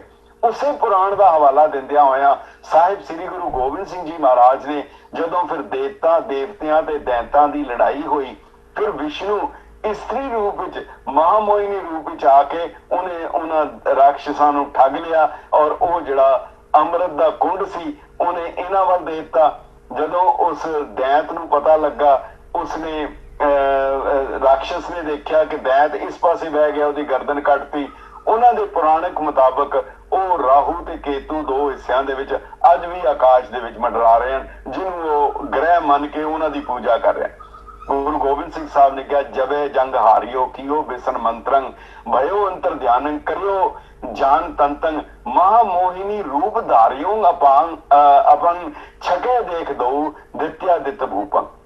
ਖੈਰ ਉਹ ਵੱਖਰਾ ਸੀ, ਪਰ ਇਹਦੇ ਵਿੱਚ ਇੱਕ ਤਬਦੀਲੀ ਬੜੀ ਵੱਡੀ ਆਈ ਹੈ, ਬਹੁਤ ਵੱਡੀ ਤਬਦੀਲੀ ਹੈ ਔਰ ਬਹੁਤ ਹੀ ਮਹੱਤਵਪੂਰਨ ਹੈ। ਪੰਥਕ ਮੱਧ ਦੇ ਵਿੱਚ ਗੁਰੂ ਪੰਥ 1936 ਵਿੱਚ ਸੀਗਾ, ਉਹਦੇ ਵਿੱਚ ਸੀ ਗੁਰਸੰਗਤ ਤੇ ਗੁਰਪੰਥ। ਗੁਰੂ ਪੰਥ ਇਹ ਦੋ ਲਫ਼ਜ਼ ਸੀ, ਗੁਰਸੰਗਤ ਤੇ ਗੁਰੂ ਪੰਥ। ਹੁਣ ਜਿਹੜਾ ਮੌਜੂਦਾ ਸਿੱਖ ਰਹਿਤ ਮਰਿਆਦਾ ਵਿੱਚ ਗੁਰੂ ਸੰਗਤ ਹਟਾ ਦਿੱਤਾ ਗਿਆ, ਮਗਰ ਕਈ ਜਗ੍ਹਾ ਰਹਿਤ ਮਰਿਆਦਾ ਦੇ ਵਿੱਚ ਵੀ ਗੁਰੂ ਸੰਗਤ ਲਿਖਿਆ ਹੋਇਆ। ਹੁਣ ਸੰਗਤ ਤੇ ਗੁਰਸੰਗਤ ਵਿੱਚ ਕੀ ਫਰਕ ਹੈ? ਬੜਾ ਛੋਟਾ ਜਿਹਾ ਲਫ਼ਜ਼ ਹੈ, ਇੱਕ ਸੰਗਤ ਹੈ, ਇੱਕ ਗੁਰਸੰਗਤ ਹੈ। ਸਾਡੇ ਬਜ਼ੁਰਗਾਂ ਨੇ ਉਹਨਾਂ ਨੇ ਦੋ ਲਫ਼ਜ਼ਾਂ 'ਚ ਵੰਡਿਆ ਸੀ, ਇੱਕ ਸੰਗਤ ਸੀ, ਗੁਰਸੰਗਤ ਸੀ। ਸੰਗਤ ਹੈ ਆਮ ਜਿੱਥੇ ਵੀ ਸਿੱਖ ਹੋਣਗੇ ਉਹ ਸੰਗਤਾਂ ਕਾਇਮ ਕਰ ਲੈਣਗੇ, ਜਿਵੇਂ ਗੁਰੂ ਸਾਹਿਬ ਦੇ ਵੇਲੇ ਤੋਂ ਹੁੰਦੀਆਂ ਰਹੀਆਂ ਸੀ, ਛੋਟੀ ਸੰਗਤ, ਬੜੀ ਸੰਗਤ, ਮੈਣੀ ਸੰਗਤ, ਵੱਖ-ਵੱਖ ਥਾਵਾਂ ਦੇ ਉੱਤੇ ਕੱਚੀ ਸੰਗਤ, ਪੱਕੀ ਸੰਗਤ, ਵੱਖ-ਵੱਖ ਥਾਵਾਂ ਤੇ ਸੰਗਤਾਂ ਬਣਦੀਆਂ। ਸੰਗਤ ਹਰ ਜਗ੍ਹਾ ਹੋਏਗੀ, ਮਗਰ ਜਿਸ ਸੰਗਤ ਦੇ ਵਿੱਚ ਘੱਟੋ ਘੱਟ 5 ਤਿਆਰ ਬਰ ਤਿਆਰ ਸਿੰਘ ਹੋਣਗੇ ਉਸ ਨੂੰ ਗੁਰਸੰਗਤ ਕਿਹਾ ਗਿਆ। ਇਹ ਬੁਨਿਆਦੀ ਫਰਕ ਸੀ। ਹੁਣ ਗੁਰਸੰਗਤ ਲਫ਼ਜ਼ ਤਾਂ ਹਟ ਗਿਆ, ਪਰ ਅਜੇ ਵੀ ਲਿਖਿਆ ਕਿ ਸਥਾਨਕ ਗੁਰਸੰਗਤ ਦੇ ਫੈਸਲੇ ਦੀ ਅਪੀਲ ਸ੍ਰੀ ਅਕਾਲ ਤਖਤ ਸਾਹਿਬ ਤੇ ਹੋ ਸਕਦੀ ਹੈ। ਹੁਣ ਗੁਰਸੰਗਤ ਲਫ਼ਜ਼ ਹੈ ਨਹੀਂ। ਅਗਰ ਇਸ ਚੀਜ਼ ਨੂੰ ਇੰਪਲੀਮੈਂਟ ਕਰ ਲੈਂਦਾ ਜਾਂਦਾ ਹੈ ਤਾਂ ਕਿ ਅਗਰ ਕਿਸੇ ਸਥਾਨਕ ਕਿਧਰੇ ਕੋਈ ਗੱਲਬਾਤ ਜਾਂ ਕੋਈ ਵਿਸ਼ਾ ਜਾਂ ਦੁਬਿਧਾ ਹੈ ਤਾਂ ਪਹਿਲੇ ਉਸ ਦਾ ਨਿਰਣਾ ਗੁਰਸੰਗਤ ਕਰੇਗੀ, ਯਾਨੀ ਘੱਟੋ ਘੱਟ ਉਹ ਸੰਗਤ ਜਿਹਦੇ 5 ਤਿਆਰ ਬਰ ਤਿਆਰ ਹੋਣਗੇ। ਅਗਰ ਕੋਈ ਉਹਦੇ 'ਚ ਨਹੀਂ ਸਹਿਮਤ ਹੈ ਫਿਰ ਅਕਾਲ ਤਖਤ ਸਾਹਿਬ ਤੇ ਮਾਮਲਾ ਜਾਏਗਾ। ਅਗਰ ਇਹ ਚੀਜ਼ ਲਾਗੂ ਕਰ ਲੈਂਦੇ ਆ, ਇਹ ਬਹੁਤ ਕਈ ਮਸਲੇ ਸਾਡੇ ਹੱਲ ਹੋਣਗੇ। ਸਥਾਨਕ ਗੁਰਸੰਗਤ ਦੀ ਅਹਿਮੀਅਤ ਵਧੇਗੀ। ਖੈਰ ਉਹਦੇ ਵਿੱਚ ਜਿਹੜਾ ਇਹਦਾ ਦਾ ਹੈਗਾ ਇਸ ਨੂੰ ਕਰਨ ਦਾ ਗੁਰਸੰਗਤ ਦਾ, ਔਰ ਇਹਦੇ ਵਿੱਚ ਇੱਕ ਚੀਜ਼ ਹੋਰ ਸੀ ਕਿ ਪਹਿਲੇ ਸੀਗਾ ਹਰ ਕੌਮ, ਦੇਸ਼, ਮਜ਼ਹਬ ਤੇ ਜਾਤੀ ਦਾ ਵਿਅਕਤੀ ਅੰਮ੍ਰਿਤ ਛਕ ਸਕਦਾ ਹੈ। ਲਫ਼ਜ਼ ਬੜੇ ਛੋਟੇ ਜਿਹੇ ਹਨ, ਹਰ ਕੌਮ, ਦੇਸ਼, ਮਜ਼ਹਬ ਤੇ ਜਾਤੀ ਦਾ ਵਿਅਕਤੀ। ਸਿੱਖ ਕੌਮ ਜੂਝਦੀ ਆਂਦੀ ਹੈ ਕਿ ਸਾਨੂੰ ਕੌਮੀਅਤ ਦਾ ਦਰਜਾ ਜਿਹੜਾ ਮਿਲਿਆ ਹੋਇਆ, ਸਿੱਖ ਇੱਕ ਕੌਮ ਹੈ, ਮੁਕੰਮਲ ਕੌਮ ਹੈ, ਔਰ ਇਹਦੇ ਲਈ ਜੂਝਦੇ ਆਏ। ਇਹਦੇ ਲਈ ਕਈ ਬਤੇ ਵੀ ਹੈ ਪੰਥਕ ਤੌਰ ਤੇ, ਅਸੀਂ ਕੌਮ ਹੈ, ਵੱਖ ਕੌਮ ਹੈ, ਅਸੀਂ ਦੁਨੀਆ ਤੋਂ ਵੱਖਰੇ ਨਹੀਂ ਪਰ ਵੱਖ ਕੌਮ ਹੈ। ਔਰ ਉਹ ਜਿਹੜਾ ਕੌਮ ਲਫ਼ਜ਼ ਹੈ ਇਤਨਾ ਮਹੱਤਵਪੂਰਨ ਸੀ, ਇਹ ਨਹੀਂ ਸਮਝ ਆਈ ਕਿ ਸਿੱਖ ਰਹਿਤ ਮਰਿਆਦਾ ਦੇ ਵਿੱਚੋਂ ਇਹ ਲਫ਼ਜ਼ ਡਿਲੀਟ ਹੋ ਚੁੱਕਾ। ਇਹ ਬਹੁਤ ਵੱਡਾ ਨੁਕਤਾ ਹੈ, ਵਿਚਾਰਨ ਵਾਲਾ ਹੈ ਕਿ ਜਿੱਥੇ ਸੀਗਾ ਹਰ ਕੌਮ, ਦੇਸ਼, ਮਜ਼ਹਬ ਤੇ ਜਾਤੀ ਦਾ ਵਿਅਕਤੀ, ਹੁਣ ਕਈ ਕੌਮੀਅਤ ਹੈਗੀ ਹੈ, ਕਈ ਕੌਮਾਂ ਹੈਗੀਆਂ, ਇਹਦਾ ਮਤਲਬ ਕਿਸੇ ਦੂਸਰੀ ਕੌਮ ਦਾ ਵਿਅਕਤੀ ਵੀ ਅੰਮ੍ਰਿਤ ਛਕ ਸਕਦਾ ਹੈ। ਉਹ ਲਫ਼ਜ਼ ਕੱਟ ਦੇਣ ਦੇ ਨਾਲ ਕਿ ਤਕਨੀਕੀ ਤੌਰ ਦੇ ਉੱਤੇ ਇੱਕ ਬਹੁਤ ਵੱਡੀ ਦੁਬਿਧਾ ਦਾ ਕਾਰਨ ਬਣ ਸਕਦਾ ਹੈ। ਫਿਰ ਅੰਮ੍ਰਿਤ ਜਿਹੜਾ ਹੈ ਉਹ ਇੱਕ ਦੋਨੋਂ ਹੱਥਾਂ ਦੀ ਅੰਜਲੀ ਬੁੱਕ ਬਣਾ ਕੇ ਉਹਦੇ ਵਿੱਚ ਲੈਣਾ। ਅਸਲ ਵਿੱਚ ਸ਼ਾਸਤਰਾਂ ਦੇ ਵਿੱਚ ਲਿਖਿਆ ਸੀ ਕਿ ਜਿਹੜਾ ਵਿਅਕਤੀ ਅੰਜਲੀ ਦੇ ਵਿੱਚ ਹੱਥਾਂ ਦੇ ਵਿੱਚ ਕੋਈ ਚੀਜ਼ ਖਾਏਗਾ, ਲੋਹੇ ਦੇ ਬਰਤਨ ਵਿੱਚ ਖਾਏਗਾ, ਉਹ ਖਾਣਾ ਵਿਸ਼ਟਾ ਖਾਣ ਦੇ ਬਰਾਬਰ ਹੈ, ਉਹ ਖਾਣਾ ਰਾਖਸ਼ ਖਾ ਜਾਂਦੇ ਹਨ। ਸਭ ਤੋਂ ਉੱਤਮ ਰਸਮ ਜਿਹੜੀ ਗੁਰੂ ਸਾਹਿਬ ਨੇ ਦਿੱਤੀ, ਉਹ ਲੋਹੇ ਦੇ ਬਾਟੇ ਨੂੰ ਮੂੰਹ ਲਗਾ ਕੇ ਉਹਨਾਂ ਨੇ ਕਿਹਾ ਕਿ ਇਹਦੇ ਵਿੱਚੋਂ ਦਾਤ ਪ੍ਰਾਪਤ ਕਰੋ। ਆਪਣੇ ਦੋਨੋਂ ਤਲੀਆਂ ਨੂੰ ਜੋੜ ਕੇ ਉਹਦੇ ਵਿੱਚ ਅੰਮ੍ਰਿਤ ਦਾਤ ਪ੍ਰਾਪਤ ਕਰੋ। ਇੱਕ ਨਿਆਰੇ ਪੰਨ ਦੀ ਬਹੁਤ ਵੱਡਾ ਪ੍ਰੈਕਟੀਕਲ ਇੱਕ ਰੂਪ ਸੀ, ਜਿਹਨੂੰ ਕਿਹਾ ਪੰਥ ਪ੍ਰਕਾਸ਼ ਲਿਖਿਆ ਕਿ ਨਾਦਰ ਦੇ ਕਹਿਣ ਦੇ ਮੁਤਾਬਕ ਉਸ ਨੇ ਜੋ ਕਿਹਾ ਕਿ ਮੁਰਸ਼ਿਦ ਇਨਕਾ ਵਲੀ ਭਿਓ ਹੈ, इनको आप हयात देव है, गजब असर तिसका हम देखा, बुजदल होवत शेर वसेका, कान न काहूं किए राकत, शहनशाह खुद ही को पाखद, और सबन को जीव 84 मानत आप ताई अविनाशी। और जिहड़ा अमृत लेना ਉਹ ਵੀਰ ਆਸਨ ਲੈ ਕੇ ਇੱਕ ਗੋਡਾ ਥੱਲੇ ਇੱਕ ਗੋਡਾ ਉੱਤੇ ਦੋਨੋਂ ਹੱਥ ਅੰਜਲੀ ਬਣਾ ਕੇ ਬੁੱਕ ਬਣਾ ਕੇ ਉਸ ਨੂੰ, ਜਿਸ ਨੂੰ ਗੁਰੂ ਸਾਹਿਬ ਨੂੰ ਸਾਹਿਬ ਸ੍ਰੀ ਗੁਰੂ ਨਾਨਕ ਦੇਵ ਜੀ ਨੂੰ ਵੀ ਕਿਹਾ ਸੀਗਾ। ਸਿੱਧਾ ਨੇ ਪੁੱਛਿਆ ਤੇਰਾ ਕਾਸਾ ਕਿੱਥੇ ਹੈ, ਭਿਕਸ਼ਾ ਦਾ ਪਾਤਰ ਕਿੱਥੇ ਹੈ? ਤੇ ਗੁਰੂ ਸਾਹਿਬ ਨੇ ਦੋਨੋਂ ਹੱਥਾਂ ਦੀ ਬੁੱਕ ਬਣਾ ਕੇ ਕਿਹਾ ਸੀ ਕਰ ਕਾਸਾ ਦਰਸ਼ਨ ਕੀ ਭੂਖ। ਇਹ ਮੇਰੇ ਕੋਲ ਕਾਸਾ ਹੈ ਜਿਹੜੀਆਂ ਰੱਬ ਦੀਆਂ ਬਖਸ਼ਿਸ਼ਾਂ ਪ੍ਰਾਪਤ ਕਰਨ ਵਾਲਾ ਹਰ ਵੇਲੇ ਮੇਰੇ ਨਾਲ ਹੈ।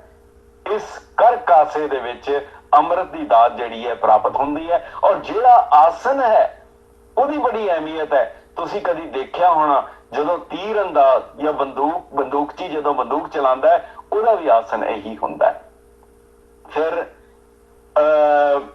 ਜਿਹੜੇ ਗਿਆਨੀ ਮਾਨ ਸਿੰਘ ਝੌਰ ਕਹਿੰਦੇ ਸੀਗੇ, ਉਹ ਕਹਿੰਦੇ ਸੀ ਕਿ ਮੇਰੇ ਗੁਆਂਢ ਇੱਕ ਕੋਈ ਨਾਈ ਸੀਗਾ ਤੇ ਜਦੋਂ ਮੈਂ ਆਇਆ ਪਿੰਡ ਦੇਖਿਆ ਉਹਦੀਆਂ ਲੜੀਆਂ ਲੱਗੀਆਂ, ਰੋਸ਼ਨੀ ਹੋ ਰਹੀ ਹੈ ਔਰ ਉੱਥੇ ਬੈਠੇ ਹੈ ਸਾਰੇ ਜਸ਼ਨ ਮਨਾ ਰਹੇ ਹੈ। ਪੁੱਛਿਆ ਕੀ ਹੋਇਆ?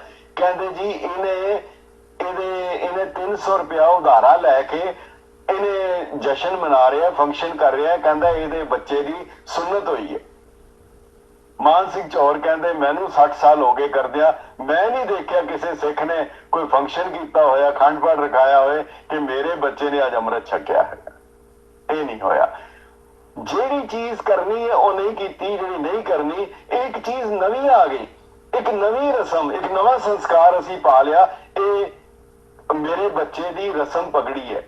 ਭਾਈ ਕਾਨ ਸਿੰਘ ਜੀ ਲਿਖਦੇ ਹਨ ਔਰ ਹਰ ਕਿਸੇ ਨੂੰ ਪਤਾ ਹੈ, ਰਸਮ ਪਗੜੀ ਮਰਨੇ ਦੇ ਬਾਅਦ ਦਿੱਤੀ ਜਾਂਦੀ ਹੈ, ਉਹਨੂੰ ਰਸਮ ਪਗੜੀ ਕਿਹਾ ਜਾਂਦਾ। ਪਰ ਸਾਡੇ ਜਾਣੇ ਅਣਜਾਣੇ ਵਿੱਚ ਜਿਹੜਾ ਆਪ ਹੀ ਕਹਿ ਰਿਹਾ ਹੈ ਕਿ ਮੇਰੇ ਬੱਚੇ ਦੀ ਮੁੰਡੇ ਦੀ ਰਸਮ ਪਗੜੀ ਹੈ, ਤੁਸੀਂ ਜ਼ਰੂਰ ਆਣਾ। ਖੈਰ, ਜਦੋਂ ਉਹਦੇ ਵਿੱਚ ਜਿਹੜਾ ਅੰਮ੍ਰਿਤ ਸੰਸਕਾਰ ਦੇ ਵਿੱਚ ਕੁਝ ਚੀਜ਼ਾਂ ਜੋ ਬਹੁਤ ਜ਼ਰੂਰੀ ਹਨ, ਜਿਹੜੀਆਂ ਮੈਂ ਸਿਰਫ ਬੜੇ ਇਸ਼ਾਰੇ ਮਾਤਰ ਹੀ, ਆਮ ਇਤਨੀ ਵਡੇਰੀ ਉਮਰ ਹੋ ਜਾਂਦੀ ਹੈ, ਅਜੇ ਤੱਕ ਨਹੀਂ ਪਤਾ ਹੁੰਦਾ ਕਿ ਨਿਤਨੇਮ ਦੀਆਂ 5 ਬਾਣੀਆਂ ਕਿਹੜੀਆਂ ਹਨ ਤੇ ਅੰਮ੍ਰਿਤ ਸੰਚਾਰ ਦੀਆਂ ਕਿਹੜੀਆਂ ਹਨ। ਅਜੇ ਵੀ ਉਸ ਦੇ ਵਿੱਚ ਦੁਬਦਾ ਲਈ ਫਿਰਦੇ ਹਨ ਲੋਕੀ।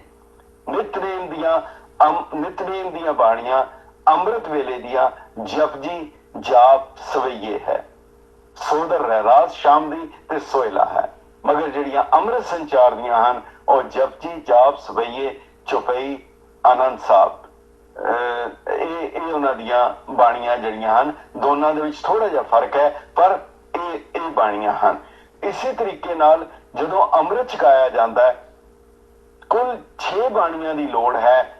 ਉਹਦੇ ਵਿੱਚੋਂ ਜਪਜੀ ਜਾਪ ਸਵਈਏ ਇਹ 3 ਔਰ ਅਰਦਾਸ ਵਾਰ ਸ੍ਰੀ ਭਗਵਤੀ ਜੀ ਕੀ ਸਾਹਿਬ ਸ੍ਰੀ ਗੁਰੂ ਗੋਬਿੰਦ ਸਿੰਘ ਸਾਹਿਬ ਦੀ ਬਾਣੀ ਤੇ 2 ਬਾਣੀਆਂ ਜਿਹੜੀਆਂ ਹਨ ਉਹ ਇਹਦੇ ਵਿੱਚੋਂ ਲਈਆਂ ਜਾਂਦੀਆਂ ਹਨ, ਗੁਰੂ ਗ੍ਰੰਥ ਸਾਹਿਬ ਜੀ ਵਿੱਚੋਂ।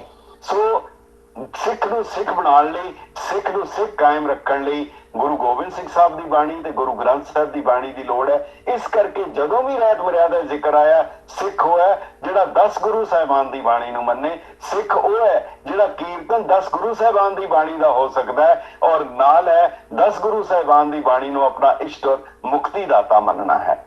ਇਸ ਦੇ ਬਾਅਦ 4 ਬਜਰ ਕੁਰੈਤਾਂ ਤੋਂ ਰੋਕਿਆ ਗਿਆ ਹੈ। ਸਭ ਤੋਂ ਪਹਿਲੀ ਹੈ ਕੇਸਾਂ ਦੀ ਬੇਅਦਬੀ। ਇਹ ਕੇਸਾਂ ਦੀ ਬੇਅਦਬੀ ਇਤਨਾ ਹੈ, ਇੱਕ ਪਾਸੇ ਤਾਂ ਇਹ ਵਿਵਰਜਿਤ ਕੰਮ ਐਚ ਹੈ ਔਰ ਦੂਜੇ ਪਾਸੇ ਕਕਾਰਾਂ ਦੇ ਵਿੱਚ ਇਸ ਨੂੰ ਸ਼ਾਮਲ ਕੀਤਾ। ਦੂਸਰਾ ਹੈ ਕੁੱਠਾ ਹਲਾਲ, ਔਰ ਦੀ ਵਿਆਖਿਆ ਵੀ ਕੀਤੀ ਹੈ। ਆਮ ਤੌਰ ਦੇ ਉੱਤੇ ਜੋ ਸੰਵਿਧਾਨ ਹੁੰਦਾ ਹੈ, ਕਨਸਟੀਟਿਊਸ਼ਨ ਜਾਂ ਆਈਨ ਹੁੰਦਾ ਹੈ, ਵਿਆਖਿਆ ਨਹੀਂ ਹੁੰਦੀ, ਪਰ ਇੱਥੇ ਦੀ ਵਿਆਖਿਆ ਵੀ ਕੀਤੀ ਗਈ ਹੈ ਜਿਹੜਾ ਮੁਸਲਮਾਨੀ ਤਰੀਕੇ ਦੇ ਨਾਲ ਜ਼ਬਾ ਕੀਤਾ ਮਾਸ ਹੋਏ। ਫਿਰ ਉਹਦੇ ਬਾਅਦ ਹੈ ਪਰ ਇਸਤਰੀ ਗਮਨ। ਇਸ ਨੂੰ ਕਈ ਵਾਰੀ ਕਹਿ ਦਿੰਦੇ ਹਨ ਤੁਰਕਣੀ ਦਾ ਸੰਗ। ਇਹ ਮੈਂ ਤਾਂ ਜ਼ਿਕਰ ਕਰ ਰਿਹਾ ਹਾਂ, ਇਹ ਤੁਰਕਣੀ ਦਾ ਸੰਗ ਜਦੋਂ ਉਸ ਵੇਲੇ ਇਸਤੇਮਾਲ ਹੋਇਆ ਸੀ ਲਫ਼ਜ਼, ਜਦੋਂ ਕੋਈ ਇੱਕ ਮੁਸਲਮਾਨ ਬੀਬੀ ਦਾ ਡੋਲਾ ਸਿੱਖ ਲੈ ਆਏ ਸਨ ਗੁਰੂ ਸਾਹਿਬ ਦੇ ਕੋਲ, ਉਹਨਾਂ ਨੇ ਉਸਦੇ ਸਿਰ ਤੇ ਹੱਥ ਰੱਖਿਆ ਸੀ ਕਿ ਤੁਰਕਣੀ ਦੇ ਨਾਲ ਸੰਗ ਨਹੀਂ ਕਰਨਾ। ਮਗਰ ਜਿਹੜੀ ਵਿਵਰਜਿਤ ਕੁਰੈਤ ਸੀ ਉਹ ਪਰਤਨਗਾਮੀ ਸੀਗਾ। ਔਰ ਤੁਸੀਂ ਹੈਰਾਨ ਹੋਵੋਗੇ ਕਿ ਕਾਫੀ ਚਿਰ ਪਹਿਲੇ ਹਜ਼ੂਰ ਸਾਹਿਬ ਦੇ ਵਿੱਚ ਇੱਕ ਕੋਈ ਪ੍ਰਚਾਰਕ ਸੀ ਜਿਸ ਦੇ ਉੱਤੇ ਇਲਜ਼ਾਮ ਲੱਗਾ ਪਰਤਨਗਾਮੀ ਦਾ। ਉਹ ਕਹਿਣ ਲੱਗਾ ਜੀ ਮੈਂ ਪਰਤਨਗਾਮੀ ਨਹੀਂ, ਮੈਂ ਤਾਂ ਉਹ ਤੁਰਕਣੀ ਦਾ ਸੰਗ ਜਿਹੜਾ ਮਨਾ ਹੈ, ਪਰਤਨਗਾਮੀ ਤੇ ਮਨਾ ਨਹੀਂ ਹੈਗਾ, ਔਰ ਉਸਨੂੰ ਬਰੀ ਕਰ ਦਿੱਤਾ ਗਿਆ ਸੀ। ਇਹ ਇੱਕ ਕਿਸਮ ਦੀ ਚੋਰ ਮੋਰੀ ਹੈ। ਲਫ਼ਜ਼ਾਂ ਨੂੰ ਠੀਕ ਇਸਤੇਮਾਲ ਕਰੀਏ, ਨਹੀਂ ਤਾਂ ਫਿਰ ਇਸੇ ਤਰ੍ਹਾਂ ਦੀ। ਔਰ ਸਭ ਤੋਂ ਵੱਡੀ ਚੀਜ਼ ਹੈ ਜਗਤ ਝੂਠ ਤਮਾਕੂ। ਇਹਦੇ ਵਿੱਚ ਇੱਕ ਤਨਖਾਹੀਏ ਜਿਹੜੇ ਸਨ ਉਹਦੇ ਚ ਇੱਕ ਦਾੜਾ ਰੰਗਣ ਵਾਲਾ ਔਰ ਚਿੱਟੇ ਪੁੱਟਣ ਵਾਲਾ ਵੀ ਸੀਗਾ, ਚਿੱਟੇ ਕੇਸ ਪੁੱਟਣ ਵਾਲਾ, ਮਗਰ ਉਹਦੇ ਵਿੱਚੋਂ ਕੱਟ ਦਿੱਤਾ ਗਿਆ। ਇਹ ਨਹੀਂ ਕਿ ਹੁਣ ਚਿੱਟੇ ਵਾਲ ਪੁੱਟਣ ਦੀ ਇਜਾਜ਼ਤ ਮਿਲ ਗਈ, ਬਲਕਿ ਉਹ ਕੇਸਾਂ ਦੀ ਬੇਅਦਬੀ ਦੇ ਵਿੱਚ ਉਹਨੂੰ ਬਜਰ ਕੁਰੈਤ ਦੇ ਵਿੱਚ ਕੀਤਾ ਗਿਆ।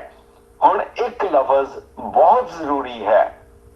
ਪਹਿਲੇ ਲਿਖਿਆ ਸੀ ਕਿ ਜੋ ਅੰਮ੍ਰਿਤ ਬਾਕੀ ਰਹੇ ਉਸਨੂੰ ਉਸੇ ਇੱਕੋ ਬਾਟੇ ਵਿੱਚ ਸਾਰੇ ਮਿਲ ਕੇ ਛਕਣ, ਜਿਹੜੇ ਅੰਮ੍ਰਿਤ ਛਕਣ ਵਾਲੇ ਆ।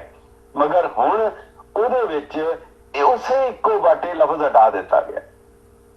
ਇਹ ਜਿਹੜਾ ਬੁਨਿਆਦੀ ਸੀਗਾ ਇੱਕ ਹੀ ਬਰਤਨ ਵਿੱਚ ਸਭ ਕਾਹੂੰ, ਮਤਲਬ ਜਿਹੜਾ ਆਬੇ ਹਯਾਤ ਇੱਕ ਬਰਤਨ ਦੇ ਵਿੱਚ ਸੀਗਾ, ਉਹਦੇ ਵਿੱਚੋਂ ਉਸੇ ਹੀ ਇੱਕ ਬਾਟੇ ਵਿੱਚੋਂ ਇਹ ਲਫ਼ਜ਼ ਉਸੇ ਹੀ ਇੱਕ ਬਾਟੇ ਵਿੱਚੋਂ ਹਟ ਗਿਆ। ਸਿਰਫ ਇੰਨਾ ਹੈਗਾ। ਸੋ ਸਾਰੇ ਹੁਣ ਜਿਹੜਾ ਹੈ ਸਾਰੇ ਅੰਮ੍ਰਿਤ ਛਕਣ ਵਾਲੇ ਰਲ ਕੇ ਛਕਣ, ਇਹ ਹੋ ਗਿਆ ਹੈਗਾ।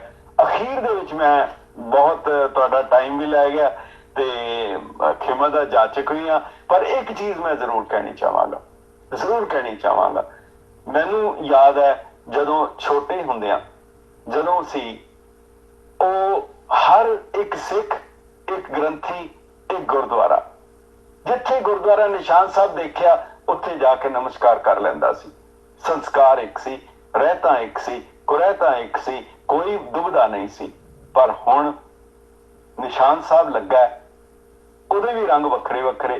ਫਿਰ ਸੋਚਦਾ ਇਹ ਮੈਂ ਜਾਵਾਂ ਕਿ ਨਾ ਜਾਵਾਂ, ਇਹ ਟਕਸਾਲੀਆਂ ਦਾ, ਇਹ ਜਥੇ ਦਾ, ਅਖੰਡ ਕੀਰਤਨੀਆਂ ਦਾ, ਇਹ ਫਲਾਣੇ ਸੰਤ ਦਾ, ਇਹ ਫਲਾਣੇ ਸਾਧ ਦਾ, ਇਹ ਫਲਾਣੇ ਬਰਾਦਰੀ ਦਾ, ਇਹ ਉਹਨਾਂ ਦਾ। ਇਹ ਜਿਹੜੀ ਖੇਰੂ ਕਰਨ ਦੀ, ਮੇਰਾ ਇੱਕ ਮਿੱਤਰ ਹੈ, ਉਸਨੇ ਕਿਹਾ ਕਿ ਸ਼ਾਇਦ ਇਹ ਸਾਰਾ ਕੁਝ ਜੋ ਹੈ ਇਹ ਆਜ਼ਾਦੀ ਦੀ ਦੇਣ ਹੈ। ਸੋ ਅਸੀਂ ਅਰਦਾਸ ਕਰੀਏ, ਇਹ ਸਤਿਗੁਰ ਸੱਚੇ ਪਾਤਸ਼ਾਹ ਸਾਨੂੰ 1947 ਤੋਂ ਪਹਿਲੇ ਵਾਲੀ ਸਿੱਖੀ ਮੋੜ ਦੇ, ਉਹ ਸਿੱਖੀ ਦੇ, ਅਸੀਂ ਬਹੁਤ ਸੁਰਖਰੂ ਹੋ ਜਾਵਾਂਗੇ। ਸੋ ਇਤਨੇ ਲਫ਼ਜ਼ਾਂ ਦੇ ਨਾਲ ਵੱਧ ਘੱਟ ਬੋਲਿਆ, ਗੁਰਬਤ ਦੇ ਵਿਰੁੱਧ ਕੋਈ ਬੋਲਿਆ ਗਿਆ ਹੋਏ, ਖਿਮਾ ਦਾ ਜਾਚਕ ਹਾਂ। ਔਰ ਬਹੁਤ ਬਹੁਤ ਧੰਨਵਾਦ ਹੈ ਡਾਕਟਰ ਅਲੰਕਾਰ ਸਿੰਘ ਜੀ ਦਾ, ਆਪਨੇ ਮੌਕਾ ਦਿੱਤਾ ਔਰ ਗੱਲ ਕਰਨ ਦਾ ਔਰ ਆਪਣੀ ਗੱਲ ਕਹਿਣ ਦਾ। ਔਰ ਫਿਰ ਇਸ ਮੰਚ ਦੇ ਉੱਤੇ ਮੈਂ ਯੂਨੀਵਰਸਿਟੀ 'ਚ ਦਾਖਲ ਤੇ ਨਹੀਂ ਹੋ ਸਕਿਆ, ਪਰ ਯੂਨੀਵਰਸਿਟੀ ਵਿੱਚ ਸ਼ਾਮਲ ਜ਼ਰੂਰ ਹੋ ਗਿਆ। ਬਹੁਤ ਬਹੁਤ ਧੰਨਵਾਦ ਸਾਰਿਆਂ ਦਾ, ਦਰਸ਼ਕਾਂ ਸਰੋਤਿਆਂ ਦਾ ਬਹੁਤ ਬਹੁਤ ਧੰਨਵਾਦ। ਅਸੀਸ ਦੇਣਾ। ਵਾਹਿਗੁਰੂ ਜੀ ਕਾ ਖਾਲਸਾ, ਵਾਹਿਗੁਰੂ ਜੀ ਕੀ ਫਤਿਹ।